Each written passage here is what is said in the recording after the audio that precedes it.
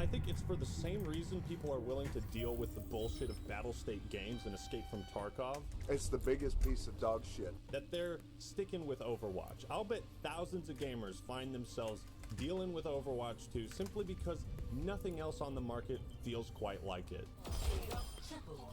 And if you want something that fulfills that old Overwatch vibe, Marvel Rivals it's looking pretty good. Hard nope. You fucking shill. Nope. Anything Marvel is a nope, nope, hard nope, nope, nope, nippity nope, nope, nope, nope, nope, nope, nippity nope, nope, nope, nope, nope, nope, nope.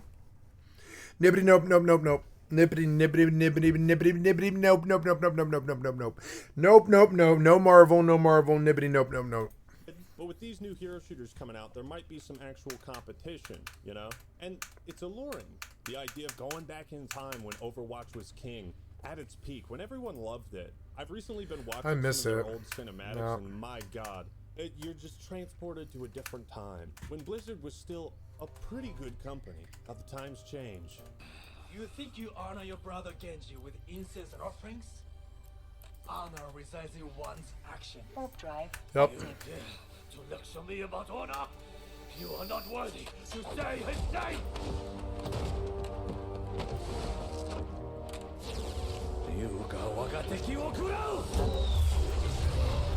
I'm gonna warp back. I want to fight them. It's hard to look back on these cinematics because none of this ever panned out in the actual game. A PvE story mode was the most requested feature for so many years, and after like 2 years of marketing, Blizzard abandoned that. Time to abandon ship. They showed us that they didn't care about this story, and so neither should we. But I want to take a quick crash course into what went wrong with Overwatch 2. Now, this part of the video could be 30 minutes, but we're going to keep it short. Around 2019, we started seeing fewer updates to Overwatch 1 because Blizzard was focusing on a sequel. So for a couple years, fans were starved for new content. But when Overwatch 2 was announced, hype was at its peak.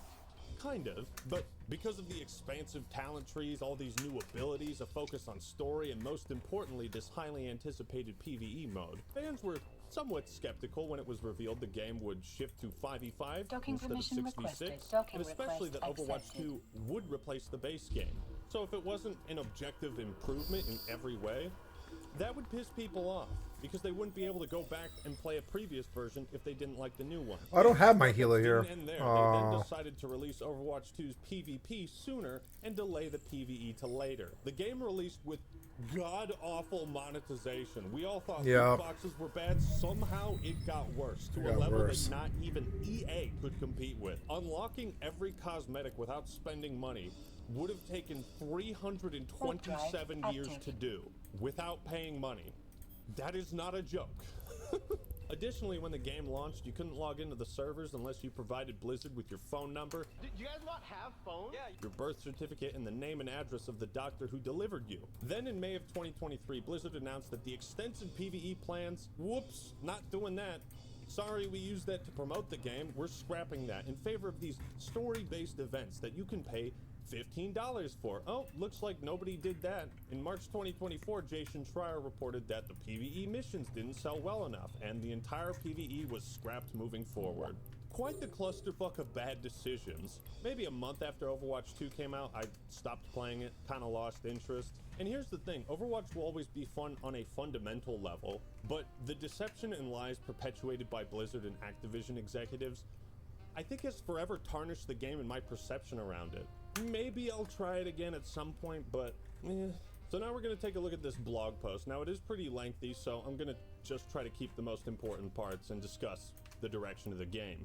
There's been a lot of talk about 6v6 lately, and it's only intensified in recent weeks. This is a pretty complex and nuanced topic, and it gets to the beating heart of what makes this game tick. Our players have different opinions and preferences about the ideal number of players in an Overwatch match, and so does our team. I think this kind of just goes back to the phrase, if it ain't broke, don't fix it.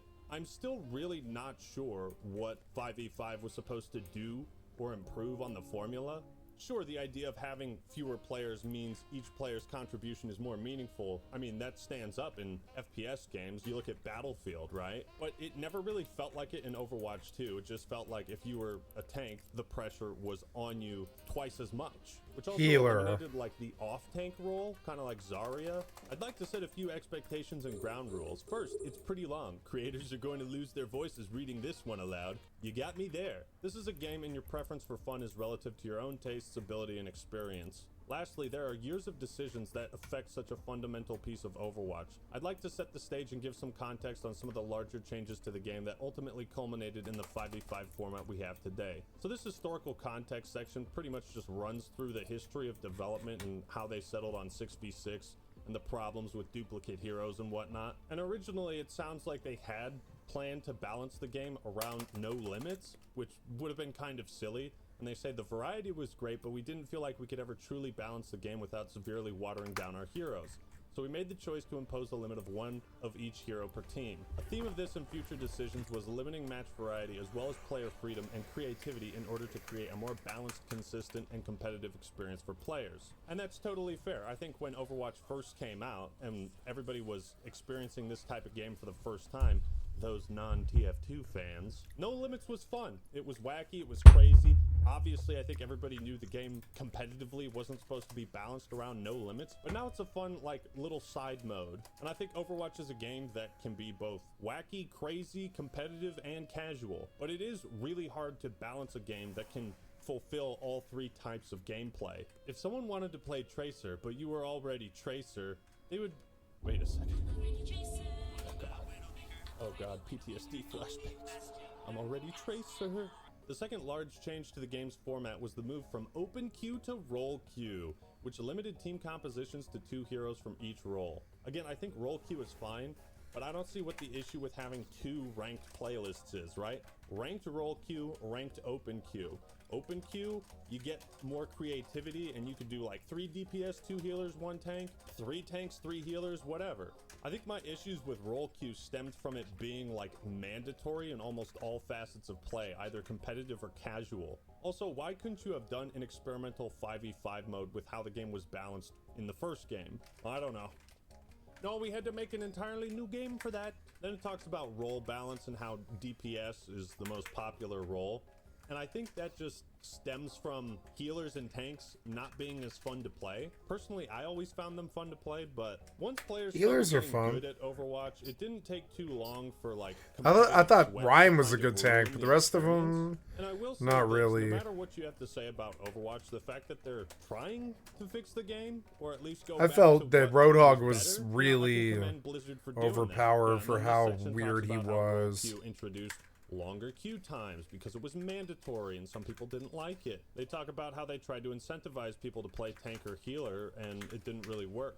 Again, I think Marvel Rivals has a lot of really fun healers. I got a lot Like of Loki credit has a out of bunch that. Trickery mechanics, and he can copy an enemy hero's entire moveset. So at least for part of the match, he can play as any role. There were additional drawbacks with role queue I mentioned earlier that many of our decisions made improvements to the game at the cost of match variety and player freedom. Team comps were now locked at 2-2-2. This was another step to a more consistent experience within Overwatch, but sometimes consistency can start to feel samey. Yeah, and that highlights one of the big problems with role queue is that it limited your options for I hated role counter-picking queue. and variety of matches. I still And sort of think hate that's it. when I started to, you know, play Overwatch a bit less because I feel like my matches Yeah. were predetermined to be a certain way. Like I said, could it just had 2 ranked playlists, 2 casual playlists, 1 open, 1 role queue? Why we switched to 5v5? When we launched Overwatch 2, we talked about the greater individual agency that players could have in 5v5. Overwatch is a team sport and it requires players to rely on each other to be successful. Many times fights in 6v6 couldn't resolve until ultimate abilities came online. Correct that, until ultimate combos could be executed to break through 2 tanks worth of mitigation supported by high uncontested healing output. The world of 6v6 could have really high highs but really low lows. One of the design goals of 5v5 was to try to raise that floor even though it was at the expense of some of those high moments. I don't know, I guess it kind of worked. Like in 5v5, it's easier to break lines, but I think it's also just generally less fun. This was also back when there was more CC and hard crowd control to single out targets. Happy birthday, ABC Feels birthday, man. Happy birthday, CXQC Feels birthday, man.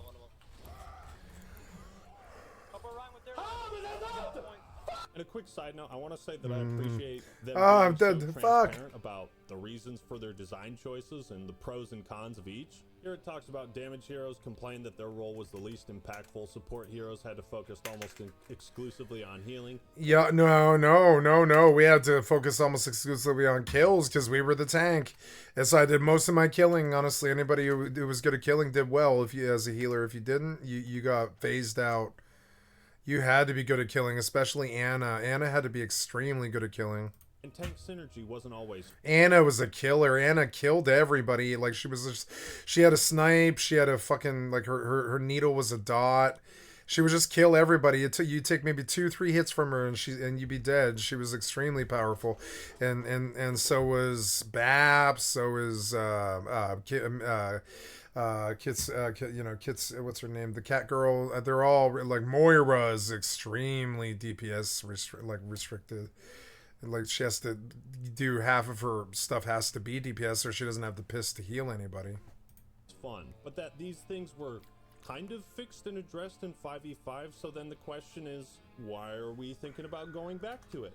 While 6v6 can have high moments, it's also hard to follow. Tracking 9 other players is easier than 11, fewer visual effects, especially during big team fights. Moving to 5v5 made it more cognitively manageable. Lastly, one of the biggest benefits of 5v5 was dramatically reduced queue times. And as you can see here, holy shit, 7.6 minutes to play one match of Overwatch. That could last less than that. But see how this only talks about post roll queue and not open queue? I feel like that's important. Like open queue times back in Overwatch, it was rare to wait more than 1 minute. I'll be completely honest. So this makes sense, right? The actual ratio of players queuing for tank damage and support is much closer to 1-2-2 than 2-2-2. As a result, this format It's an IBIS. actual player interest in each role. So 5v5 was basically a solution to a problem that was introduced to solve another solution, roll queue. It seems like roll queue is just the problem. Was it really worth redesigning all of the champions and abilities just to shorten the queue time when you could have done that a different way? Thoughts on 6v6? The game started its life with 6 players on each team. There were moments in madness that could happen with 12 I wish it was players in a match that 10v10. just don't quite coalesce when there are 10. It was also 10v10 would be too much to so keep track of cool. direction. It was too much to keep track of at times. It's not too much to keep track of. It needs to be more. You're stupid. It needed to be 5. It should have been 5v5, 6v6, 10v10, 15v15 and bigger maps and stuff. You let that game flourish. You just didn't have the money to sustain what your original vision was. You shouldn't have tried for something so big. It's true. Because like, you know, that game could have been so good. It could have had 10v10. The maps were big enough. Imagine having like, you know, 4 tanks and 4 healers or whatever, you know, it would be insane. It'd be so fun. A big old brawl. Who cares what the team composition is? You guys are way too stickly about, like, you wanted to make it this team sport. But shooters will never be this team sport. There's a whole set of people in the world who just don't like shooters. But that was part of the charm. Exactly. I 100% agree. There are big moments in Overwatch 2, but they don't quite have that same chaotic, over-the-top feeling to them. Part of that chaos allowed players to feel less pressure in a match. It's like he's reading my mind. Oh, that should clean everyone. There we go. Nice. Wow. Down for you, dog. I saved that clip. Nice. Can't wait to see that replayed. There was an extra player to take up a bit of slack for someone who was performing poorly. And I also felt like, again, I love gamers when they're having like a glee moment. because Overwatch was inspired by MOBAs, which are 5v5, 6v6 made the game stand out. So what's next? Because of the challenges mentioned previously, we are focused on making 5v5 the best experience it can be. However, because we operate as a service to our players, we always remain open-minded. Fuck, now I'm gonna play Overwatch. It's stupid. I know it's stupid. Oh, whatever, I'm gonna change, I guess. Yeah, it's 3:45 in the morning. I'm almost done anyways. Yeah, I'll load some Overwatch. Yeah. No, I can't do Overwatch, I don't think. I can't do Overwatch right now. To reevaluating our decisions based on your actions and feedback to give you the best game experience we can, rather than introduce a disruptive permanent change to the game. Oh, you mean like roll queue? You mean like the existence of Overwatch 2 eliminating the first game? That was pretty disruptive and permanent. With that said, we're looking at running a series of events to try out different core team composition formats in Overwatch 2. The community has just once or twice suggested a test. Why not put various forms of 6v6 in the game in order to gauge the results? We agree, and we're going to test out different forms of 6v6. So yeah, the main gist is that they're going to try 6v6. They acknowledge the problems with 5v5 and the problems with queue times that they haven't really completely figured out. Overall, I think this is a pretty good, insightful blog post. Shockingly, there's not much for me to make fun of, but I want to read some of the comments. I can't help but wonder, what if Overwatch 1 and 2 had remained separate games? Would 6v6 still have been such a hot topic within the community? Could you experiment with adding a third-person mode? The question of what if these had remained two separate games is kind of like superfluous, because they would have never done that in the first place. What, are people gonna pay money for cosmetics for two separate games? They just should have done the fucking PvE mode. It would have solved all of our problems. They did do the PvE mode, but it sucks because Overwatch PvE sucks. It doesn't have a world big enough for it. Those maps suck. They're only good for PvP. They're not good for PvE. They're like not good. All right, hopefully fucking You cannot walk there because natural phenomena are disrupting the ship. Hopefully an ibis doesn't fuck with me. 6v6, then one of the biggest changes and reasons for Overwatch 2 existing would be removed, effectively making Overwatch 2 a pointless sequel. Like I said at the start, the fact that they're even considering 6v6 is kind of an indication that 5v5 was not the direction to go. I personally think there were more pros to 6v6 than 5v5, but maybe some players will just be happy enough experiencing Overwatch 2 like they did the first game. And so for some, that might be all they need. But at the end of the day, I'm still left wondering... This is getting boring. I'm gonna change it. Thank you to Fayen, Porcus and Meekgood for helping make this video possible. The year is 2010, and talk of the game Thank you, industry Orange. I've is liked and subbed to your incredibly channel. worrying, I immediately, I don't think I want to watch that. Thank you, William. I've liked and subbed to your channel. Welcome to a Rust. Solo Rust adventure. Solo Rust. Official clan server, seconds after wipe. But I already know what you guys are here for, because in this adventure, I'm living underground.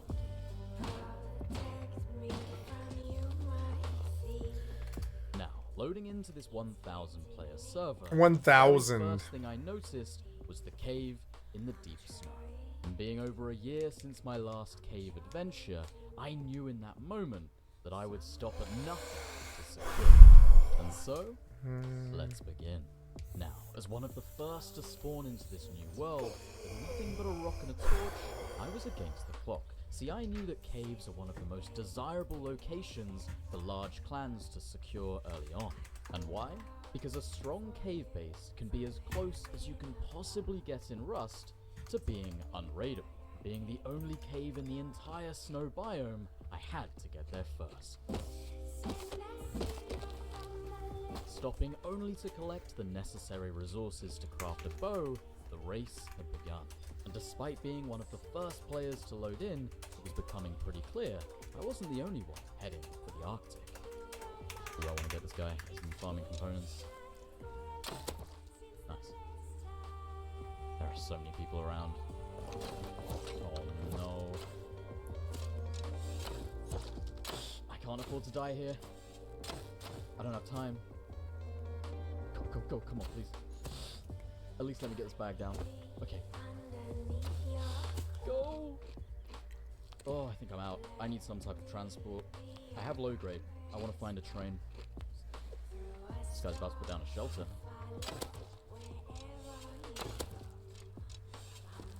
Nice. Got another bag. Wow. No time, buddy. I am against the clock. Not even halfway there to the cave in the snow. Low on health, I needed a miracle if I was to make it there alive. When at that moment, my prayers were answered. Oh, is that real? A free horse? Or am I having a vision right now? What the fuck? Let's go! That's exactly what I needed. I'm actually gonna do this. I think I can get there first now. Right, I should be one of the very first people this far into the map. so I reckon I can farm some components quickly.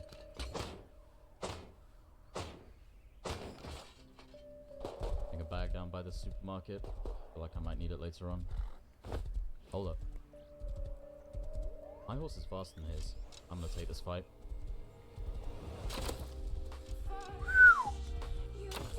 Oh yeah, run away. Run away. Make my life easy. Oh, this guy's so done. Oh. Go on, have some goods for me. Yes. This is a beautiful start. This is beautiful. Nothing is stopping me. I'm getting that cave today. I'm tempted to recycle, but I don't want to fall for the bait. I could still die if someone else has a horse. I'm just going to get my farm, get that cave. I had now made it to the snow as fast as I possibly could, and it seemed like I was the first around. However, located between the Arctic base and military tunnels, it was clear that this land would be a hot spot for the largest groups on the server. Danger would sure be looming. Another bag down, got tool cupboard crafting. I have to make sure that I have enough materials before I go down into the cave, because I'll be kind of stuck if I don't. Ooh, polar bear. Do I have time? I think I've got to go for it. I have a horse. If I can go down to the cave with a furnace already, I'll be in such a good spot.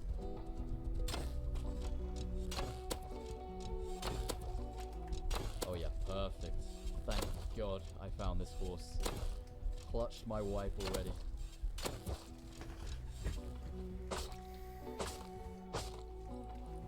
With a full inventory, I was almost ready to head down into the cave. After farming a little bit of wood, it was now time. The question was, had I been fast enough to secure this cave for myself, or had someone beat me to it? Well, let's find out. Oh, it's the best cave as well. This is perfect. Please, please let me be here first. Those are from low grade. Oh, it's been a long time since I've been down here. Come on, please. Please. Oh, let's fucking go! Okay, we're doing it. We're doing it. I'm gonna cook something special today. This will be the best cave base I've done on this channel. Right, okay, I can place a foundation there. I think we're good. I am so excited, you guys don't understand. This is the perfect location as well. I mean, I'm gonna be deep in clan territory, but I plan on playing this wipe for a few days at least, so I can put in the work. And just like that, my cave was secure. Just a few minutes into wipe and this base was all ready for rockets to raid. Now some of you might not understand why that's the case, and may be questioning why I've just sealed off my only entrance to my base. But that's exactly why the cave is just so powerful. As you will soon see, there is now only one way in and one way out. Oh, beautiful. This is going to be a fully triangle design, which is the best when it comes to efficiency, because it means I can have the most walls between tool cupboard and the outside of the cave. I think I want tool cupboard right in this back corner here. On this raised platform would be quite cool. I have a vision in my head of what I want, but as with caves, it always ends up being something pretty special. You never build the same one twice. And we're secure. Tool cupboard is down. I just need to make a little airlock on the drop down side. Oh, can't forget a bag. That would have been bad. That would have been very bad. Oh, I need more upgrades. It was time to make my first trip back to the surface. And here you'll see just why the cave base is so strong. Oh, I have missed this. Only one way up and only one way down.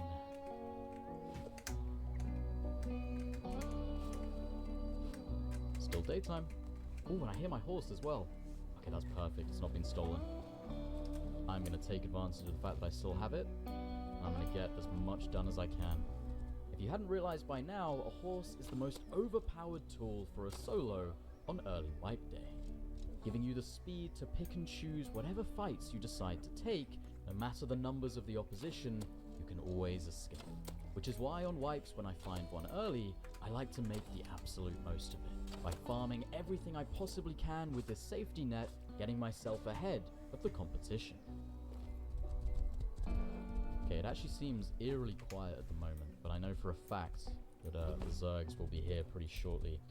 So I think I'm going to use the horse and not farm resources, but I'm going to farm some components now, because I think that's what's going to be hardest for me to get down the line. Like, as soon as groups, no doubt, get set up around Arctic here and military tunnels, I am going to struggle to get any comps. Ah, there are scientists. That would have been really nice if I could have grabbed some crates early.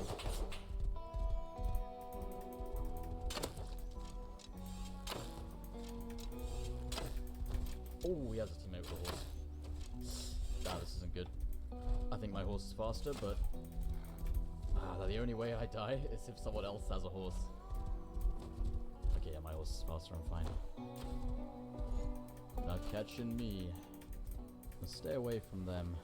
Farm nodes instead.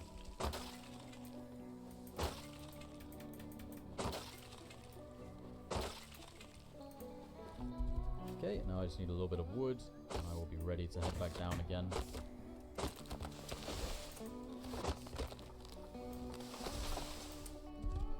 Here, hopefully no one steals you. First outing was a success, and now you guys get to see the only way to get down to your base.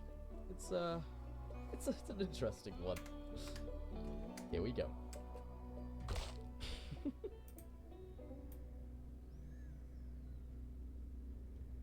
My legs might be a little bit sore, but now you can collect the loot safely at the bottom of the cave. Really is just one way up and one way down. After my first successful outing from the cave, I needed to make some improvements to the base. With the low grade from the bears, I crafted up my furnace and got straight to work making an airlock. Oh wow. Yeah, this actually works perfectly. I've outdone myself. This might end up being one of my best cave bases. That is perfect. Double build there. All there. All there. Upgrade these to stone. Beautiful. Oh, and there's no gap as well. That's actually perfect. I love cave bases. Just knowing that this whole space is mine is so good. I can't stand cave bases. Such a nice and rare feeling on this game, to feel completely secure. And of course, not even as a joke, but a bear rug is actually going to be very important for me today, because every time I die, I'm going to need to heal back up to full, and I'm not going to have the cloth to spend on bandages, so I need the comfort from standing under a bear rug. After healing back up under my new bear rug, there was no time to waste. I headed straight back up to the surface and got back to work. Come on, give me a metal pickaxe for a metal hatchet or something. Gunpowder. Yeah, I forget, I'm going to get so many miners hats from those crates, but I am not complaining because they are very helpful actually. And I get a couple free barrels every time I come up too. Cave life is good.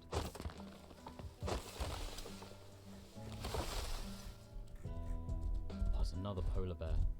I'm gonna greed for it. 3 polar bears this early on in white? Oh, I'm gonna be so sorted for low grade and food. It's actually huge. Never gonna run out of leather either. Oh my god, there's another one. This is so good. Not today, Yogi Bear. I'm hunting you guys down. Revenge. Oh. Revolvers already. That'll be a group for sure. Wonder if I see the... Oh, yeah. Yeah. Okay. Looks like we've got our first proper neighbors, and in a place like this, I can guarantee that'll be a big group. Oh, metal hatchet. Perfect. Let's go. Ooh. Unfortunately, I'm not going to have a very good KD this wipe. We can't be checking that. Off to to a flying start to this adventure, my tool cupboard was already almost full. Crafting up a second furnace to maximize metal production, pretty soon I had enough to craft the workbench level 1. Still, in just the first day cycle of this wipe, things couldn't be going any better. However, as we all know, being solo, all good things must come to an end. Right, next up I want a metal door down, and then I'll feel even more secure. I'm also going to add, I think, another layer to my bunker wall, because 4 rockets isn't enough. I want even more protection this early on in wipe. With my workbench level 1 down, I crafted myself a metal pickaxe. Cue the montage.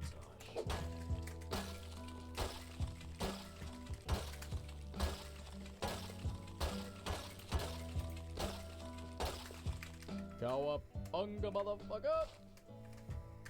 Easy. The first nighttime of this rust wipe had now set in, and it was fair to say that day 1 had been an ultimate success. I had secured my cave, had multiple furnaces running, and had built up plenty of resources for future expansion. But I still had a long road ahead of me. Way out in the deep snow with no nearby monuments or roads, the most challenging part was going to be farming scrap. And with day 2 on the horizon, that would be my focus. Okay, now with just these 3 more walls, I will be turning this base from 4 rockets. I think I changed my. Well, no, I do want a horse, but I want a wolf too. Shows you guys why caves are so strong. I've spent what, 2,000 stone on this base, and it's 8 rockets to raid. Crazy. Third furnace. 8 rockets isn't that much. Is crafted. God, this is a smooth start. I love fresh wipe. I mean, it is, but it's not. Not on a 1,000 server. Fresh wipe rust just has such a unique feel to any other like modded experiences. Nothing quite compares to it. It's just so real and adrenaline filled. I love it. So, farming scrap. The question was, where was I going to get it? Well, my first idea was to use my bag by supermarket and see if there was any potential for me to run. Now, on this server, I already know. Oh yeah, I can already hear so many people here. I have a feeling this is going to be a common theme today. Yep. Maybe I can get a wolf too. Right now. Oh my god. The fact that it's nighttime as well. Thank god I live out in the snow. If I live no, I don't want a wolf. I want to go out east and go to... On the bright side, I might be able to sneak a few crates. Oh yeah. Oh, okay. I guess there's been so much fighting here, there's actually some loot. Oh, I'm out of arrows. Aha. Gotcha, bitch. Alright, let's see if I can recycle and get out. These bows would actually be really helpful. Ooh, it's turning day. I need to go soon. This one's boring me, I'm sorry. It doesn't seem like it stands out enough. Thank you, the gamer from Mars. I've liked and subbed to your channel. That we want to rethink about, so it's gonna be tough. This dude is obsessed with me, and he's flown to New York to try to find me. Due to the personable nature of the World Wide Web, many YouTubers deal with some fans building parasocial relationships with them. And while in many cases this could be innocent enough, I wanted to talk about the degenerate cases today of stalkers that went way beyond the pale. Yeah. Gavin Free has been one of YouTube's most long-standing figures, playing a key role in some of the platform's most successful content when it was evolving from a website for cat videos to a legitimate career path for creators. While he would become well known as a member of Rooster Teeth, Gavin also became one of the platform's most recognizable faces in the 2010s through his work on the Slow-Mo Guys, which has accumulated millions of subscribers and maintained its success ever since its launch. Meg Turney has also been a long-standing figure in the community. She began creating content as a cosplayer and vlogger, but broke through to a much wider audience when she took on a hosting role at SourceFed in 2012, and cultivated a dedicated audience of her own as she continued to hone her skills. In 2014, she left SourceFed and took on a similar role at Rooster Teeth, where she would stay for 2 years. During that time, she met Gavin, and the two began a relationship that continues to this day. In 2019, the couple suddenly appeared in the headlines, but not for their work. On the 26th, an obsessed fan named Christopher Eric Giles made an 11-hour drive from Albuquerque, New Mexico to the home of the celebrities in Austin, Texas, and broke inside. The 23-year-old entered through the back door around 3:40 a.m., armed with a handgun. Upstairs, Free and Turney were awoken by the sound of a gunshot and glass breaking, and they quickly hid inside their bedroom closet.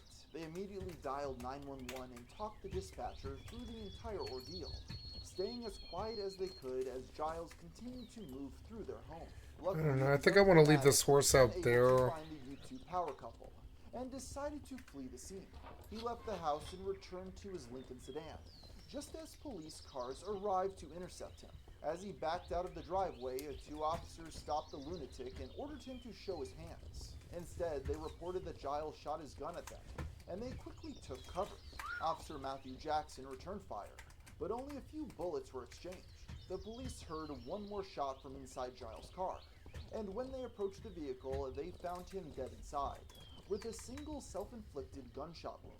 A .45 caliber pistol was found next to his body. Meg and Gavin were quick to publicly acknowledge the incident, although they did not partake in any formal interviews regarding it. This was likely a move to protect their recently invaded privacy, but it would also help to disincentivize any other unstable fans from repeating Giles' actions. They each tweeted to reassure their audience that they were all right, and to thank the Austin Police Department for their quick response time.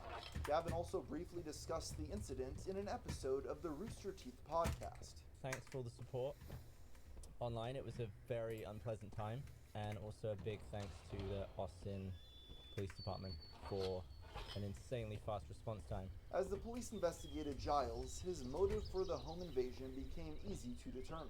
His phone had been recovered, and it contained several notes detailing his feelings towards the couple. He had apparently developed a fondness for Turney through her content that had evolved into an obsession, while he resented Gavin for his success and the lifestyle that he was able to maintain through it. One note even read, quote, "I want Gavin Free to die alone with no children." After reviewing the footage of Giles' home invasion, a police report determined that his sole intent was to cause harm to someone who resides there, making it all the more lucky that he had been able to find the couple on that night of the break-in.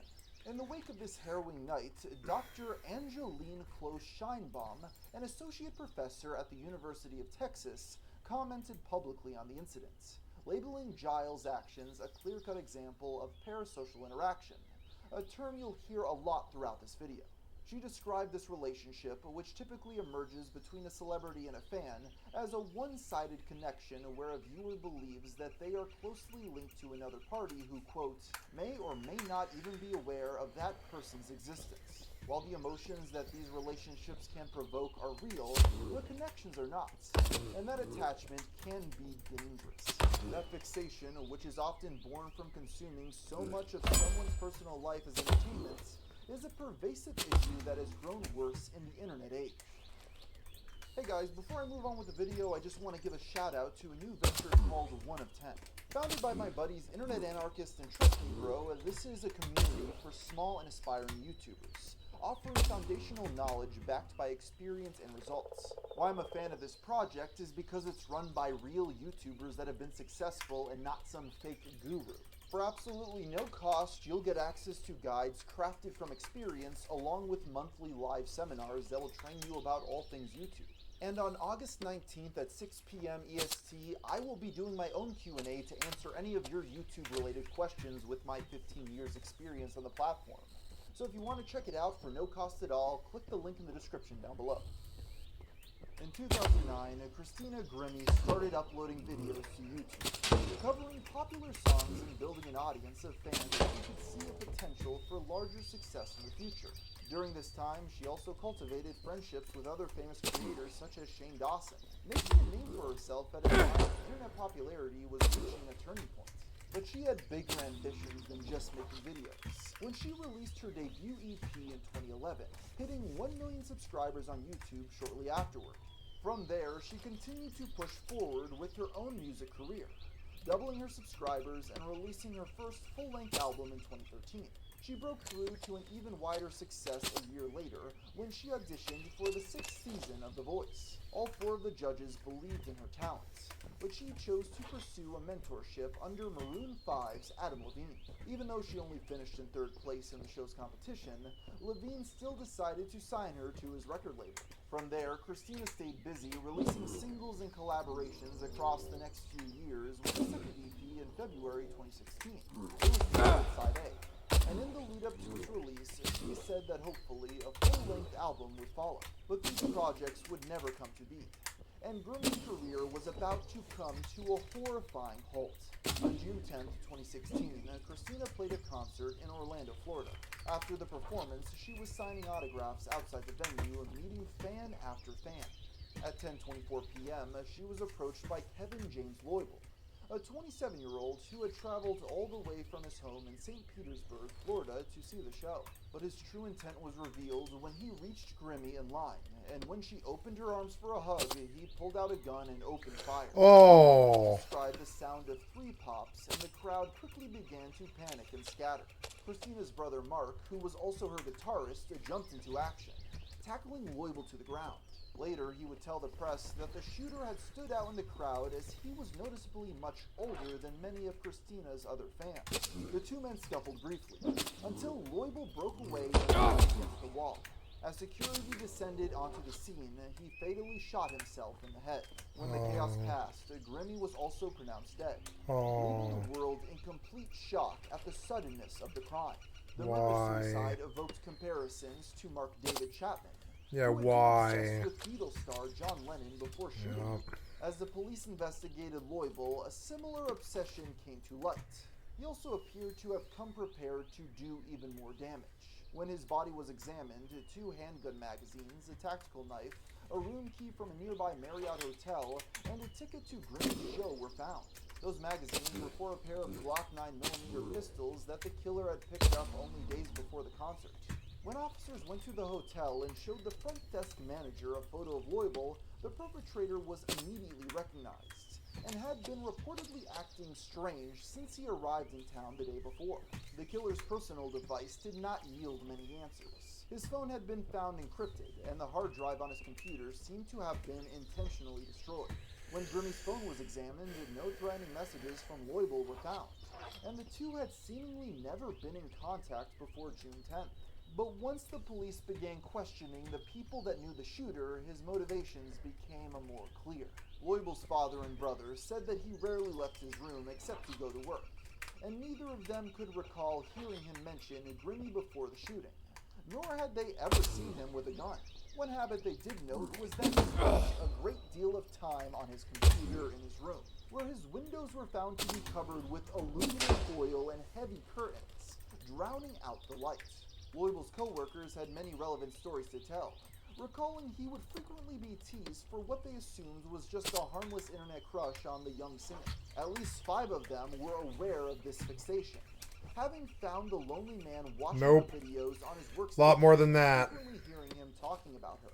Loibel's supervisor, Luke Dahl, never heard his co-worker mention the singer directly, but was once approached by another employee who said that his friendship with Loibel was in jeopardy because of what was called a, quote, unrealistic infatuation with Christina Grimmy.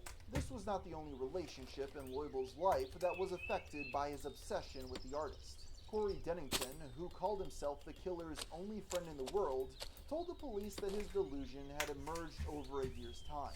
Loibel had apparently spent the majority of his last year on Earth monitoring Christina through social media. 142 pounds. Watched him undergo gradual and dramatic physical changes. In the lead up to the shooting, he lost 50 pounds, had his teeth whitened, received a laser eye surgery, and got a hair transplant. LASIK. Bennington told the police that Loibel had, quote, done it all for Grimmy.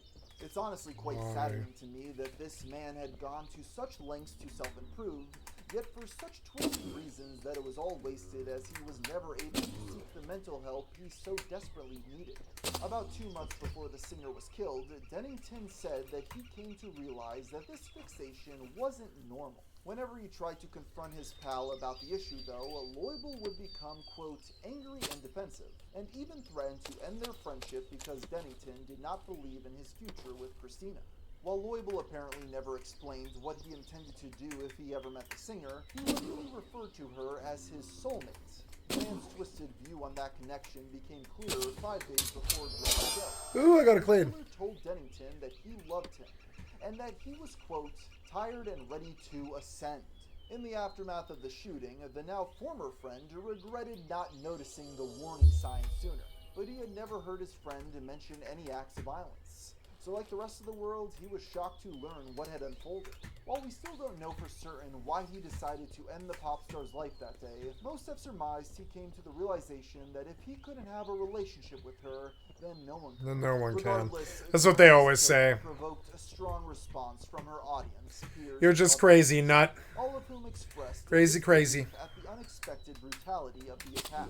Her friend Bria Kelly would soon take action and fight to pass a law that would increase security measures for venues like the one where Grimmy died. Another friend, Ashley Nicole, said that Christina had never openly worried about security since she maintained such an open and warm relationship with her audience. Her old friends from YouTube shared that affection as well, and she was given a tribute at the 2016 Streaming Awards, which was tearfully introduced by Shane Dawson. Christina Grimmie was one of my very favorite people. Aww. Not only because she was caring, Aw, poor and Shane. always made people feel like they mattered, but because the first thing she said when she met me was, OMG, your videos are really, really gross, but for some reason, I love you. On June 17th, Grimmie was laid to rest in a private ceremony in her New Jersey hometown, in a service that was paid for by her mentor, Adam Levine.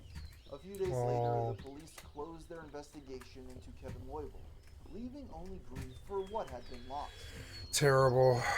The next story involves another notable figure from the early years of YouTube, Jenna Marbles. From her debut in Jenna 2010, Marbles. her popularity skyrocketed as she reached Jenna had a that stalker. eventually accumulate almost 50 Oh, billion views. they probably For all over a do. decade, she gained 20 million subscribers. I love and Jenna became a Marbles. figure on the platform. But like many Feel like I grew up with her. from the early internet, her past work eventually Disney Changed My Life was such a good series. On June 25th, 2020, Jenna, whose real last name is Mori, uploaded an apology in response to a video of hers that had been resurfaced from 2011. In the video, Jenna had performed an impression of rapper Nicki Minaj in blackface. Because of this, she announced that she was choosing to retire from YouTube entirely. Oh, that's why she quit. Yeah, why did you do that? Since then, the few updates that Jenna's audience were able to receive came from her husband, Julian Salmida. She left before they canceled her. She's smart. But on January 2nd, Jenna left YouTube. a post appeared on his Instagram that shocked the couple's fans. According to him, a woman had broken into their home that day, entering through the back door and surprising Julian. This was apparently the same Oh, time Jenna and the Julian. attempt to get inside was still unexpected. What's wrong with these Post sick also fucking revealed that the people? intruder had been harassing the Just couple live your own lives. before this incident. He maintained that neither he nor his wife had any idea who she was, so he did not know what to expect from her once the harassment escalated to this point. Once he realized what was happening, Julian reacted quickly, subduing her with pepper spray and managing to lock her outside. Once he was safe, What? Oh, it was a girl? It was a girl. taking her to a nearby hospital. A Los Angeles Police Department spokesperson confirmed the arrest shortly afterwards on the same morning. This incident came only weeks after Salamita had announced that he and Jenna had gotten married after 9 years together. Aw, hells yeah. Closely watched and frequently documented as it had developed. Yeah, It was likely hells yeah. that this woman had been following them in more ways than one for a long time. I'm glad she found love. He had chosen not to share the details of this harassment sooner to protect his family's personal lives, and only spoke out when he learned that media outlets were planning to report the story. So information on the extent of what the couple had been facing from this stalker is limited. Sources that spoke to the press about the home invasion speculated that the woman would be charged with felony stalking, so her harassment was likely significant. As of now, no charges were ever reported by the media, and the woman's name was never made public. While the couple likely would have been happy to keep their stalker out of the public eye entirely, this incident proved that public figures can rarely maintain the privacy they deserve. Thankfully, Julie and Jenna and their dogs, who had been a staple of their content for many years, were all left unharmed. Although this incident was significantly more intense than a typical interaction with an obsessed fan, it was not the first time that the couple had publicly addressed their compromised privacy. Back in September 2017, when Jenna was still active online, a woman showed up at their house one day. Having driven into the neighborhood with her young son, when Julian entered the door, she asked him if this was the street that Jenna Marbles lived on. Although Julian immediately told the mother that her coming to his house wasn't okay, she defended her actions by claiming that many parents were taking their kids to YouTubers' houses. So the trip had likely come about by her son's request. But even if she had been coerced by her child into driving there, Julian still placed the blame for the encounter firmly on the parent. He also expressed discomfort with the idea that Jenna would have answered the door if he hadn't been home, and likely would have felt pressure to take a photo or justify the encounter in some way. Julian talked about this experience in a video simply titled, "Don't Come to Our House." Don't come to our which house. is a sentiment that many YouTubers have echoed over the Don't years, come to our house. especially those who feature their homes prominently in their content. It can be easy to forget, especially for younger viewers, that these homes are not just places where famous people hang out. No, they're like Just because homes. they have been given access to them through There's content dogs and doesn't guns mean and that they are able problems. to make themselves a part of that world in reality. Our next story covers a creator who has maintained a rather volatile reputation, Gabby Hanna. After first finding an audience on Vine, Gabby dipped her toes into a number of different content forms ranging from comedy to music. Over time, she has also become increasingly open about her struggles with mental health, as she slowly dipped into what many would refer to as lolcow status. But the backlash that Gabby has received has sometimes escalated beyond just criticism. On May 8th, 2020, she published a series of tweets revealing that she had been dealing with a persistent stalker and begged them to leave her and her family alone. She also described how the situation had been affecting her, causing a great deal of paranoia and making it difficult to interact with fans since, quote, "You never know if it's the person that hurt you behind the keyboard." It was never revealed whether this individual was an especially harsh critic or a dangerously enthusiastic fan. But it was not the last time that Gabby had to deal with this type of behavior. In August of 2020, Gabby suddenly began uploading a notably large amount of videos to her TikTok account, over 100 per day, all of them very emotionally charged. In the midst of this frantic posting, another figure suddenly became part of the content, a man known simply as Nicholas, a stranger who Gabby said she invited into her house to use the bathroom. A friend just texted me, and I told him that I was going to go on a run for a guy who showed up at my house. He asked to pray with me. It was really nice. And his text was, "Gab, listen to me now. Get that man out of your house." Over the course of 9 videos, still posted in quick succession, Gabby appeared to grow close with this stranger, referring to him as a lost soul and a brother in Christ, and expressed her joy at meeting him so unexpectedly.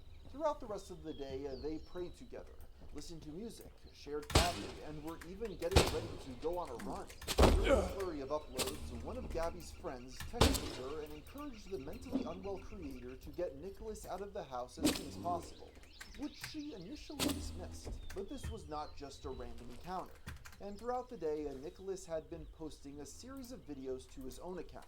The first of these was captioned "Outside Gabby Hanna's house," which revealed a very telling detail. The visitor already knew who she was, and was likely aware of the situation and concerns surrounding her.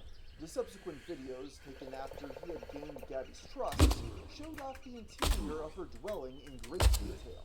It was never made clear how premeditated this home invasion had been, but it quickly fell apart once Gabby learned that Nicholas had come specifically to seek her out. By the way, come on. Why did you lie to me this whole time? Why did you lie to me? That's for my acne, you dumb. Fuck out of your house. Now. This video ended abruptly, and her next one simply showed her crying in front of a mirror, with a caption that read, "Someone just broke into my house." Many of her viewers saw Nicholas's presence in the same light, and wondered what could have motivated him to invade her personal life. In the aftermath of the day's events, as Nicholas He was gonna was rape facing her. a storm of critical comments, he uploaded more TikToks and attempted to justify his actions. His explanation was that he had seen all of the concern towards Gabby, including several suggestions that someone should go help her, and Nope. took it upon himself to do just that. Nope, you broke into her house, you weird stalker. Just fucking He also admit noted it. that his actions were not technically illegal, and that he Nope. left as soon as he was requested. No, you're a stalker and you broke into her house. Stop lying. And Gabby released a series of To yourself and everybody else. You have an obsession and a problem, and you need some doctors. brought about by her bipolar disorder. You guys thought that I was dumb for letting a stranger use the bathroom? Okay, maybe I sized him up. I knew I could snap his little twig legs if I needed to. This added another layer of unease to the events, and left many onlookers thankful that Nicholas had not turned aggressive when confronted with the reality of his actions. Yep. In January 2019, another terrifying case of YouTube-based stalking emerged. This case is unique in that the streamer had managed to remain anonymous, with details only emerging after the trial had already concluded. Although the victim's name was never published, the details of her stalker's harassment and the plans he had in mind for her were disturbing to say the least. Ugh. And only grew more with every new development. They showed an imagination for intense violence, and a desire for control that could only be forcefully obtained. The stalker's name was Keo Ni, a 24-year-old from Estonia who met his victim through the online game RuneScape in 2017. RuneScape? Are you fucking serious? On March 8th of that In 2017? Are you fucking serious? I mean, I'm not one to talk, but I mean, RuneScape in 2017? In many ways, Ooh, the message gave a glimpse into Nee's deranged perspective, such as when he wrote, "I may be a little psycho, but it's okay because we're all a little messed up in the head if you really think about it." Yeah, so just because you're sick, I'm sorry. Just because we're all crazy, it's okay for you to be crazy? Is that the gist? Mr. Shadow said Wow, no. what's back there? The Gravekeeper. I've never seen this before. Well, I have 43 pairs of would soon become frighteningly real. The emails heads. continued to come, with the next one starting out apologetic, but quickly shifting to demanding and threatening. Lee said there was no third option for them beyond a friendship or romantic relationship. Oh, that's a and that lot he of would zombies. life if she refused to respond to him. He also refused to walk away from the imaginary connection, and that this behavior, quotes, Can I go shows straight to how the much boss? I care about you and how much I love you. Later that day, another email came and that shed all Yeah, they don't traces of aggro. affection. The stalker promised to fly to the UK and make it his, quote, life goal to find and kill his victim. He wrote a long, detailed description of his plans to attack, torture, and violence. What was that? The language of the email was increasingly reverent as it went along. With the his actions celebrated. One more email Maybe I better run. showed that Uh-oh. really departed from reality. It contained passages such as, Oh. I am darkness and you are light. I am Oh. Psycho and you're a I didn't know he Psycho. was a caster. This real-life Joker rambled about how their relationship was impossible, but also that his Well, at least I might not die. relationship in the first place. After Yeah, this, he the next leashed. was Look. stopped, with the stalker having seemingly spiraled out of the fixation. But on April 23rd, they started up Is he again. still shooting him? Yeah, I think he Blogger is. images of himself with flowers and bottles of alcohol, again apologetic and desperate for any sort of interaction. When he again received no response, Nee sent a series of sexual messages so graphic that some news outlets refused to print them. And I don't began think to he's make chasing more me. grand promises of what would happen when he found her.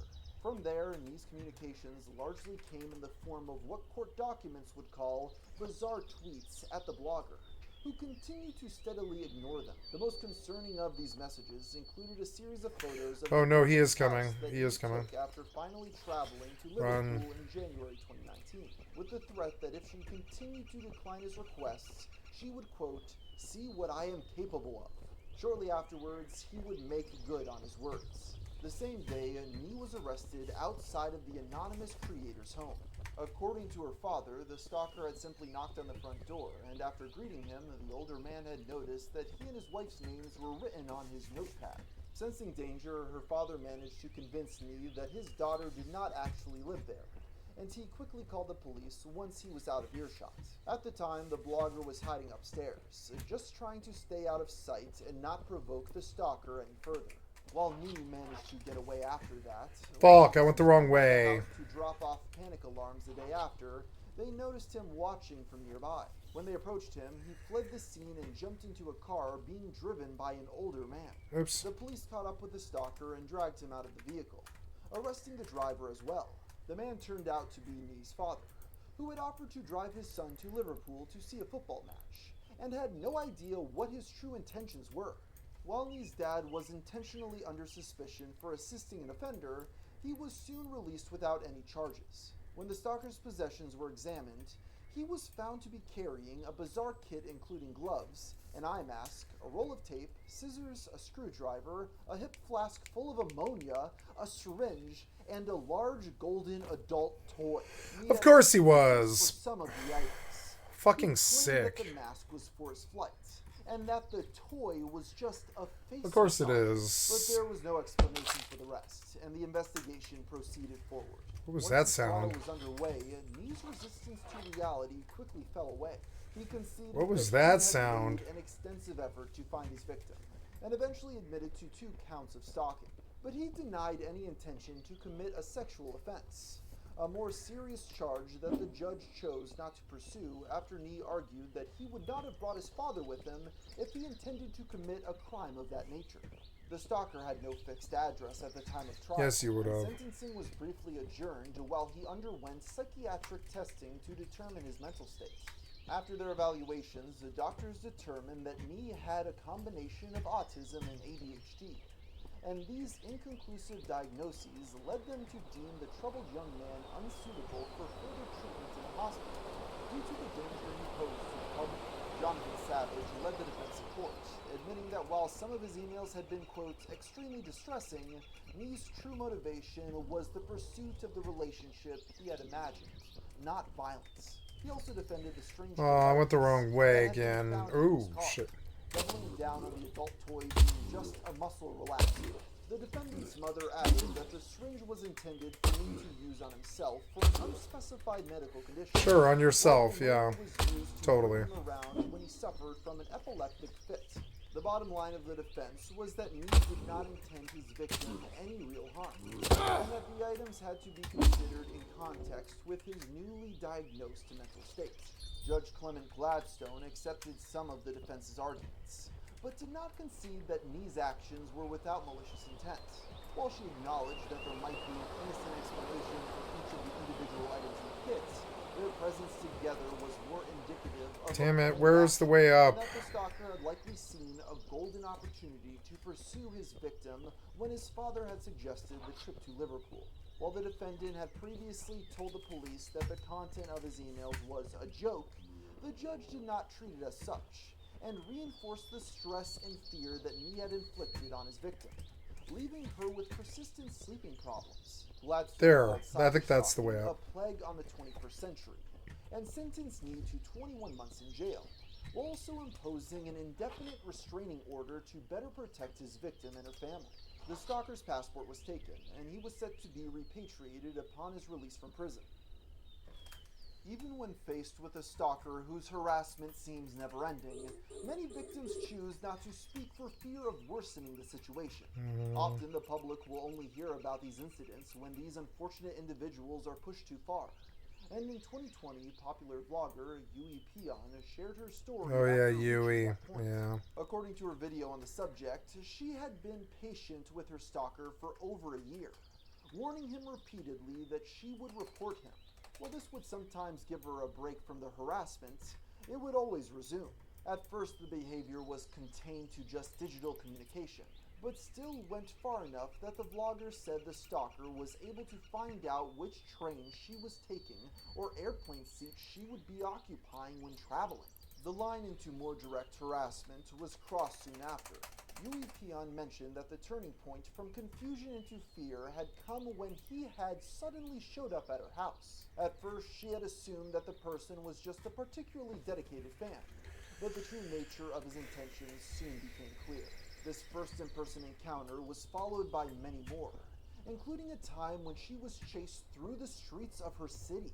Eventually, he would even follow her during a live stream that she was broadcasting on a Korean streaming platform. Damn it, it's the dead end again. No. Where the Oh. stalker could be seen directly behind her, typing more abusive messages into the chatbot even as she begged him to stop. One of his comments that day read, "We just met by fate while I was passing by. It was just an accident." But it was too late always for that is. defense to have any weight. This was the only time that Yui Peon spoke out publicly against this individual, so perhaps her response was enough to shake his obsession. There could always be more to this story that has been obfuscated by legal proceedings, but hopefully the streamer has been able to reclaim a sense of safety both on and offline. She no longer has to keep looking over her shoulder as she shares her life with her audience. In the 2010s, Roman and Brittany Atwood were possibly the biggest YouTube couple in the world, who started off with prank videos before shifting to family vlogs. Their flagship channel alone had accumulated over 15 million subscribers by the turn of the decade, with consistent uploads since 2013 that gave the internet an extensive look at the adventures and pranks that their family shared. But in early 2020, that steady stream of content started to slow down, eventually stopping altogether. This wasn't just on YouTube. Fire looks pretty good, actually. Seemingly out of nowhere, the couple's entire social media presence went dark. Their audience was confused at first, but soon a more general concern emerged. After spending so long dedicated to the platform, what could have caused them to disappear? On January 23rd, 2021, a new video finally appeared, in which Roman and Brittany explained what had kept them offline for so long. I'm excited to make this video, but it's like we have to kind of relive what's been going on, so we need to talk about it, we need to explain to you guys, and Oh, I think I found it finally. it's not really stuff that we want to rethink about, so it's gonna be tough. Apparently, a resourceful and relentless group of stalkers had been aggressively pursuing the family for a considerable amount of time. But this group was not trying to foster any personal connections. Instead, they sent them a constant barrage of texts, voicemails, and Discord messages, threatening assault and death. Although Roman and Brittany regularly changed their personal information, this group was still able to track them down, and the harassment escalated wildly from there. Over time, these invasions into the Atwoods' lives continued to get more direct, and grew far more dangerous. One of the more frightening incidents occurred at a funeral, where the group called in a bomb threat that further shook the already grieving family. Unbeknownst to the couple, the hackers also contacted their car insurance company and canceled their coverage. They received a call from their representative asking why they had decided to cancel as they were out driving unprotected without even knowing it. The goal of the stalkers seemed to be to destabilize the family entirely, and they continued to send the fake mail to their home from fake businesses such as abortion clinics, which deepened the couple's fear for their children's lives. The content of their messages included threats to burn their house down, leaving Roman and Brittany in a constant state of anxiety as to what line would be crossed next. Even with this long list of violations, the couple stated that a video explaining the full extent of what they had suffered could be an hour long, and their breakdown had barely scratched the surface. Due to the intense nature of the stalking, the FBI eventually became involved, and Docking dug permission deep into requested. the torrent of abuse to find its origin. Obviously, the couple Docking did not request reveal the accepted. specifics of the Bureau's investigation, but they had apparently managed to bring the harassment to an end, and the family now felt safe enough to return to social media. Soon their content output started to flow more steadily again, although not quite at the same volume as before. Perhaps the experience had made Roman and Brittany more cautious about how much was being shared through their channel, and what vulnerabilities might be on display without intention. They called the return a fresh start, and both creators expressed excitement and optimism about the return. Although their audience was happy Hot to see tub them stream. back, the road Oh still my had a few god. bumps ahead. Roman would later address the ordeal in a 2022 episode of Logan Paul's Impulsive podcast, sharing more details now that the pain and stress weren't so fresh. He reiterated that they did not leave YouTube willingly. They were told to by the FBI as their investigation had progressed, which only happened after an extended period of time where the couple had to continue to post as if everything was normal.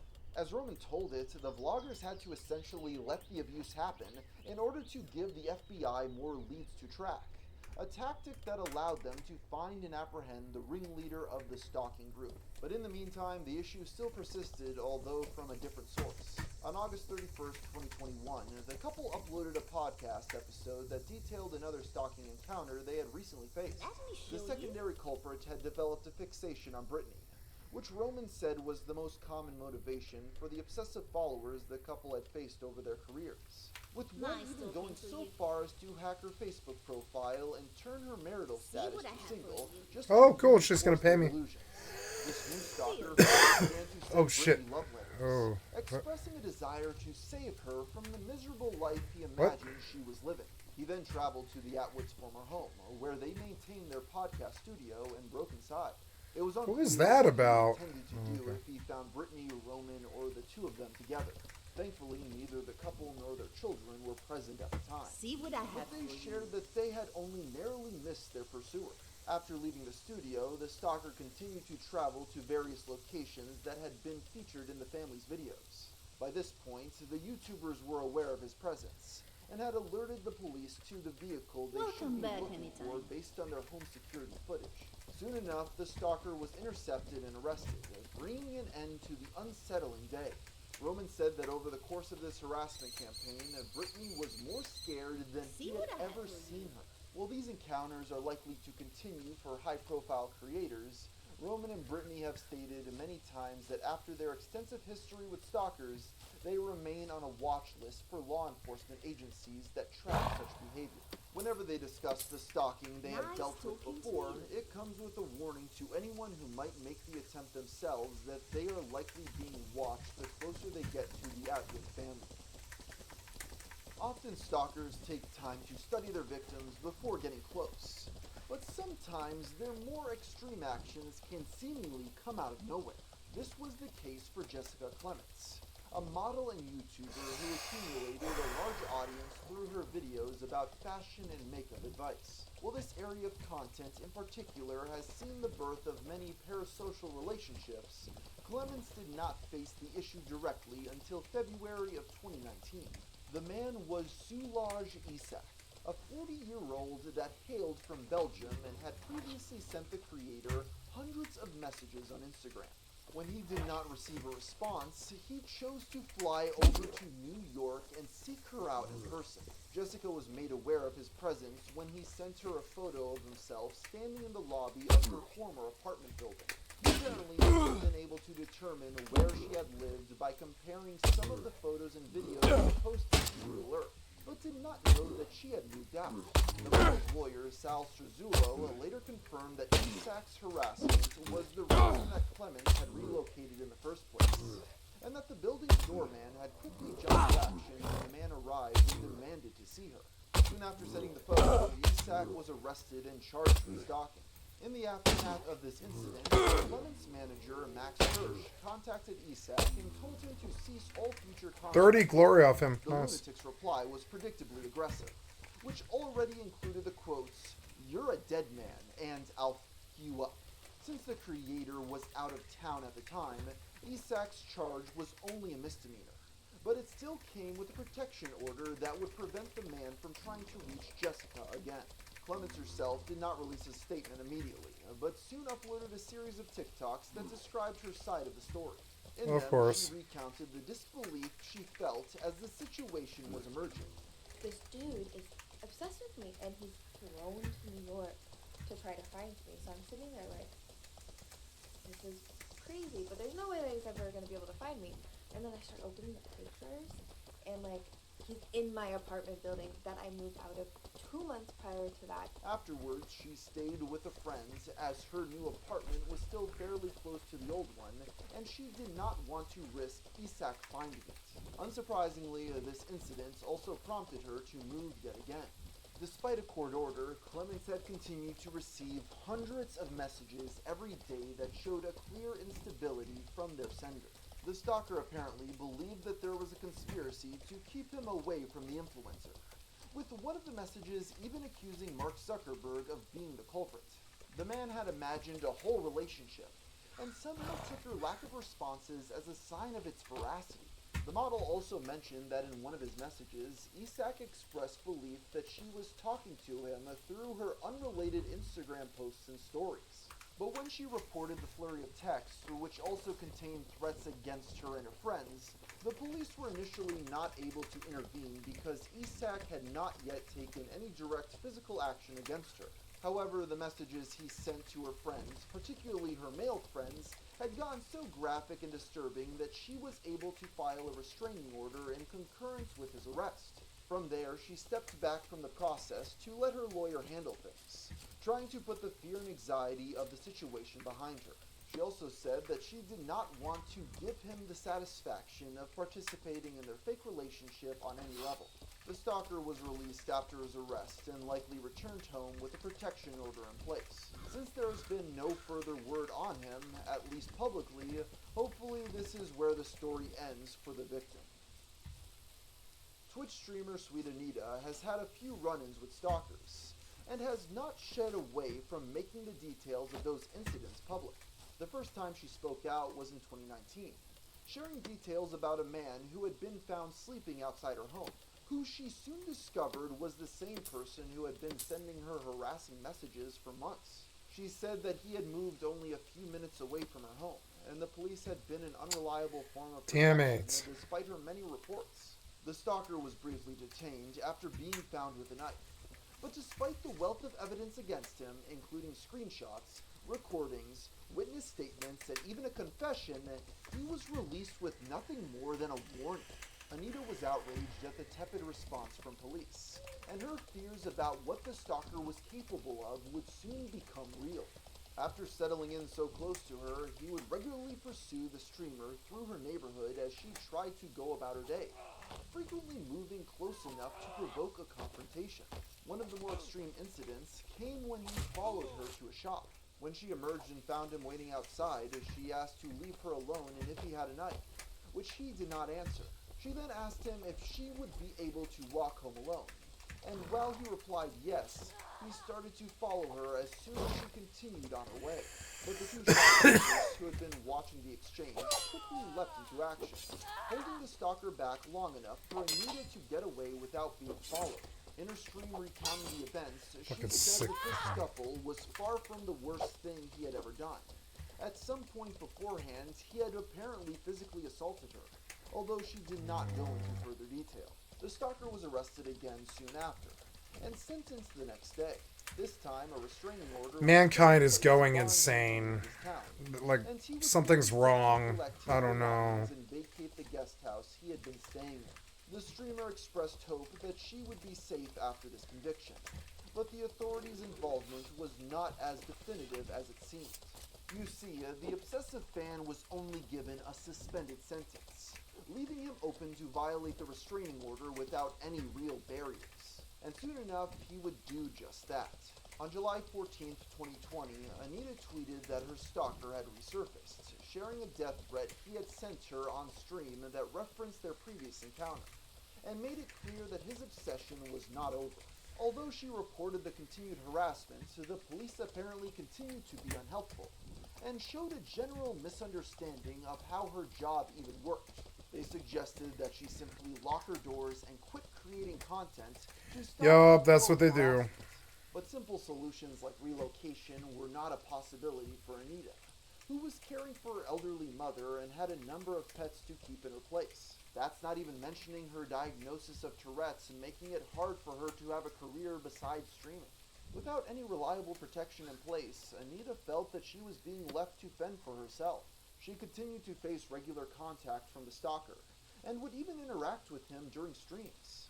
But this acknowledgement did nothing to dissuade him. Her safety was largely left in her own hands, and while she has not reported any further incidents with this man, she will likely never be able to fully rid herself of his presence. Still, the streamer did not let these incidents lie.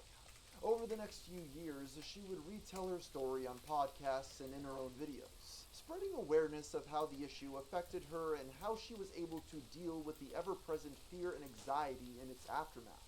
If you block them, they know that you've seen my message. Oh. So they go, if I act badly enough, you will react. And if I can get you to react long enough, you'll love me. Unfortunately, the issue would rear its head Oh again no! when she revealed a series Oh, of damn it. strange DMs she had received on Twitter.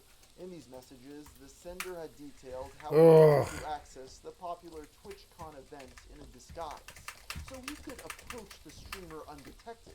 Although he stated he had no intention of hurting her, these plans had been delivered alongside multiple confessions of love, so there was an obvious cause for concern.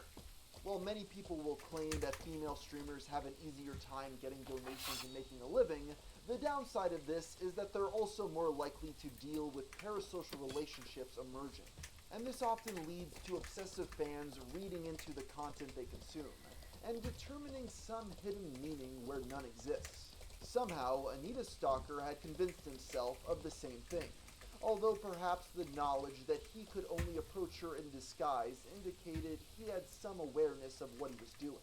But stalking is rarely the act of a stable mind, and Anita has highlighted that those who engage in similar behavior had a commonly persistent approach. She had frequently encountered users who would spam her chat with questions about her relationship status, or requesting that she create an OnlyFans account.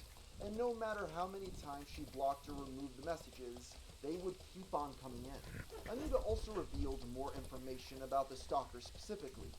She described him to be a crazed homeless guy who had infiltrated her Discord server and used members of the community to pool money. Crazed homeless guy. This is allegedly where he accumulated the funds to purchase a ticket to the convention. That's like what she Although says. none of That's his fucked donors up. had any idea what his true intentions were.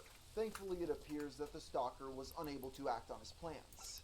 But the atmosphere inside the convention was likely tense for Anita nonetheless. Still, through everything, the streamer expressed thanks to her audience for keeping her afloat, and giving her the motivation to stick with her passion. Sometimes it can be very wearing and tiring to have the same questions over and over again. Do you have a boyfriend? Do you have a boyfriend? Do you have an OnlyFans? Do you have an Instagram? What's your Snapchat? And then there's people like you who make me feel genuinely happy to be here. In the wake of experiences like hers, the prospect of giving up and walking away to avoid future harassment would be inevitable. But perseverance has been a common theme in these stories. And in most cases, the genuine relationships that are formed between a creator and their audience tend to win out over the imagined ones. Alex Belfield was a former BBC presenter who waged psychological warfare on his colleagues and self-determined enemies that drove them to the edge of sanity, especially when his abuse was woven into his content and amplified by his audience. This behavior would eventually lead to a high-profile legal battle, turning the online personality into a cautionary tale about how influence can be wielded as a weapon. Belfield's career took off in 2010, when he was hired as a presenter on BBC Radio Leeds, after a stint on a smaller station. Although he had previously shown a few professional slips, such as when he referred to a pregnant teenager as a dirty little tart, it was hoped that he would bring some personality to his new role.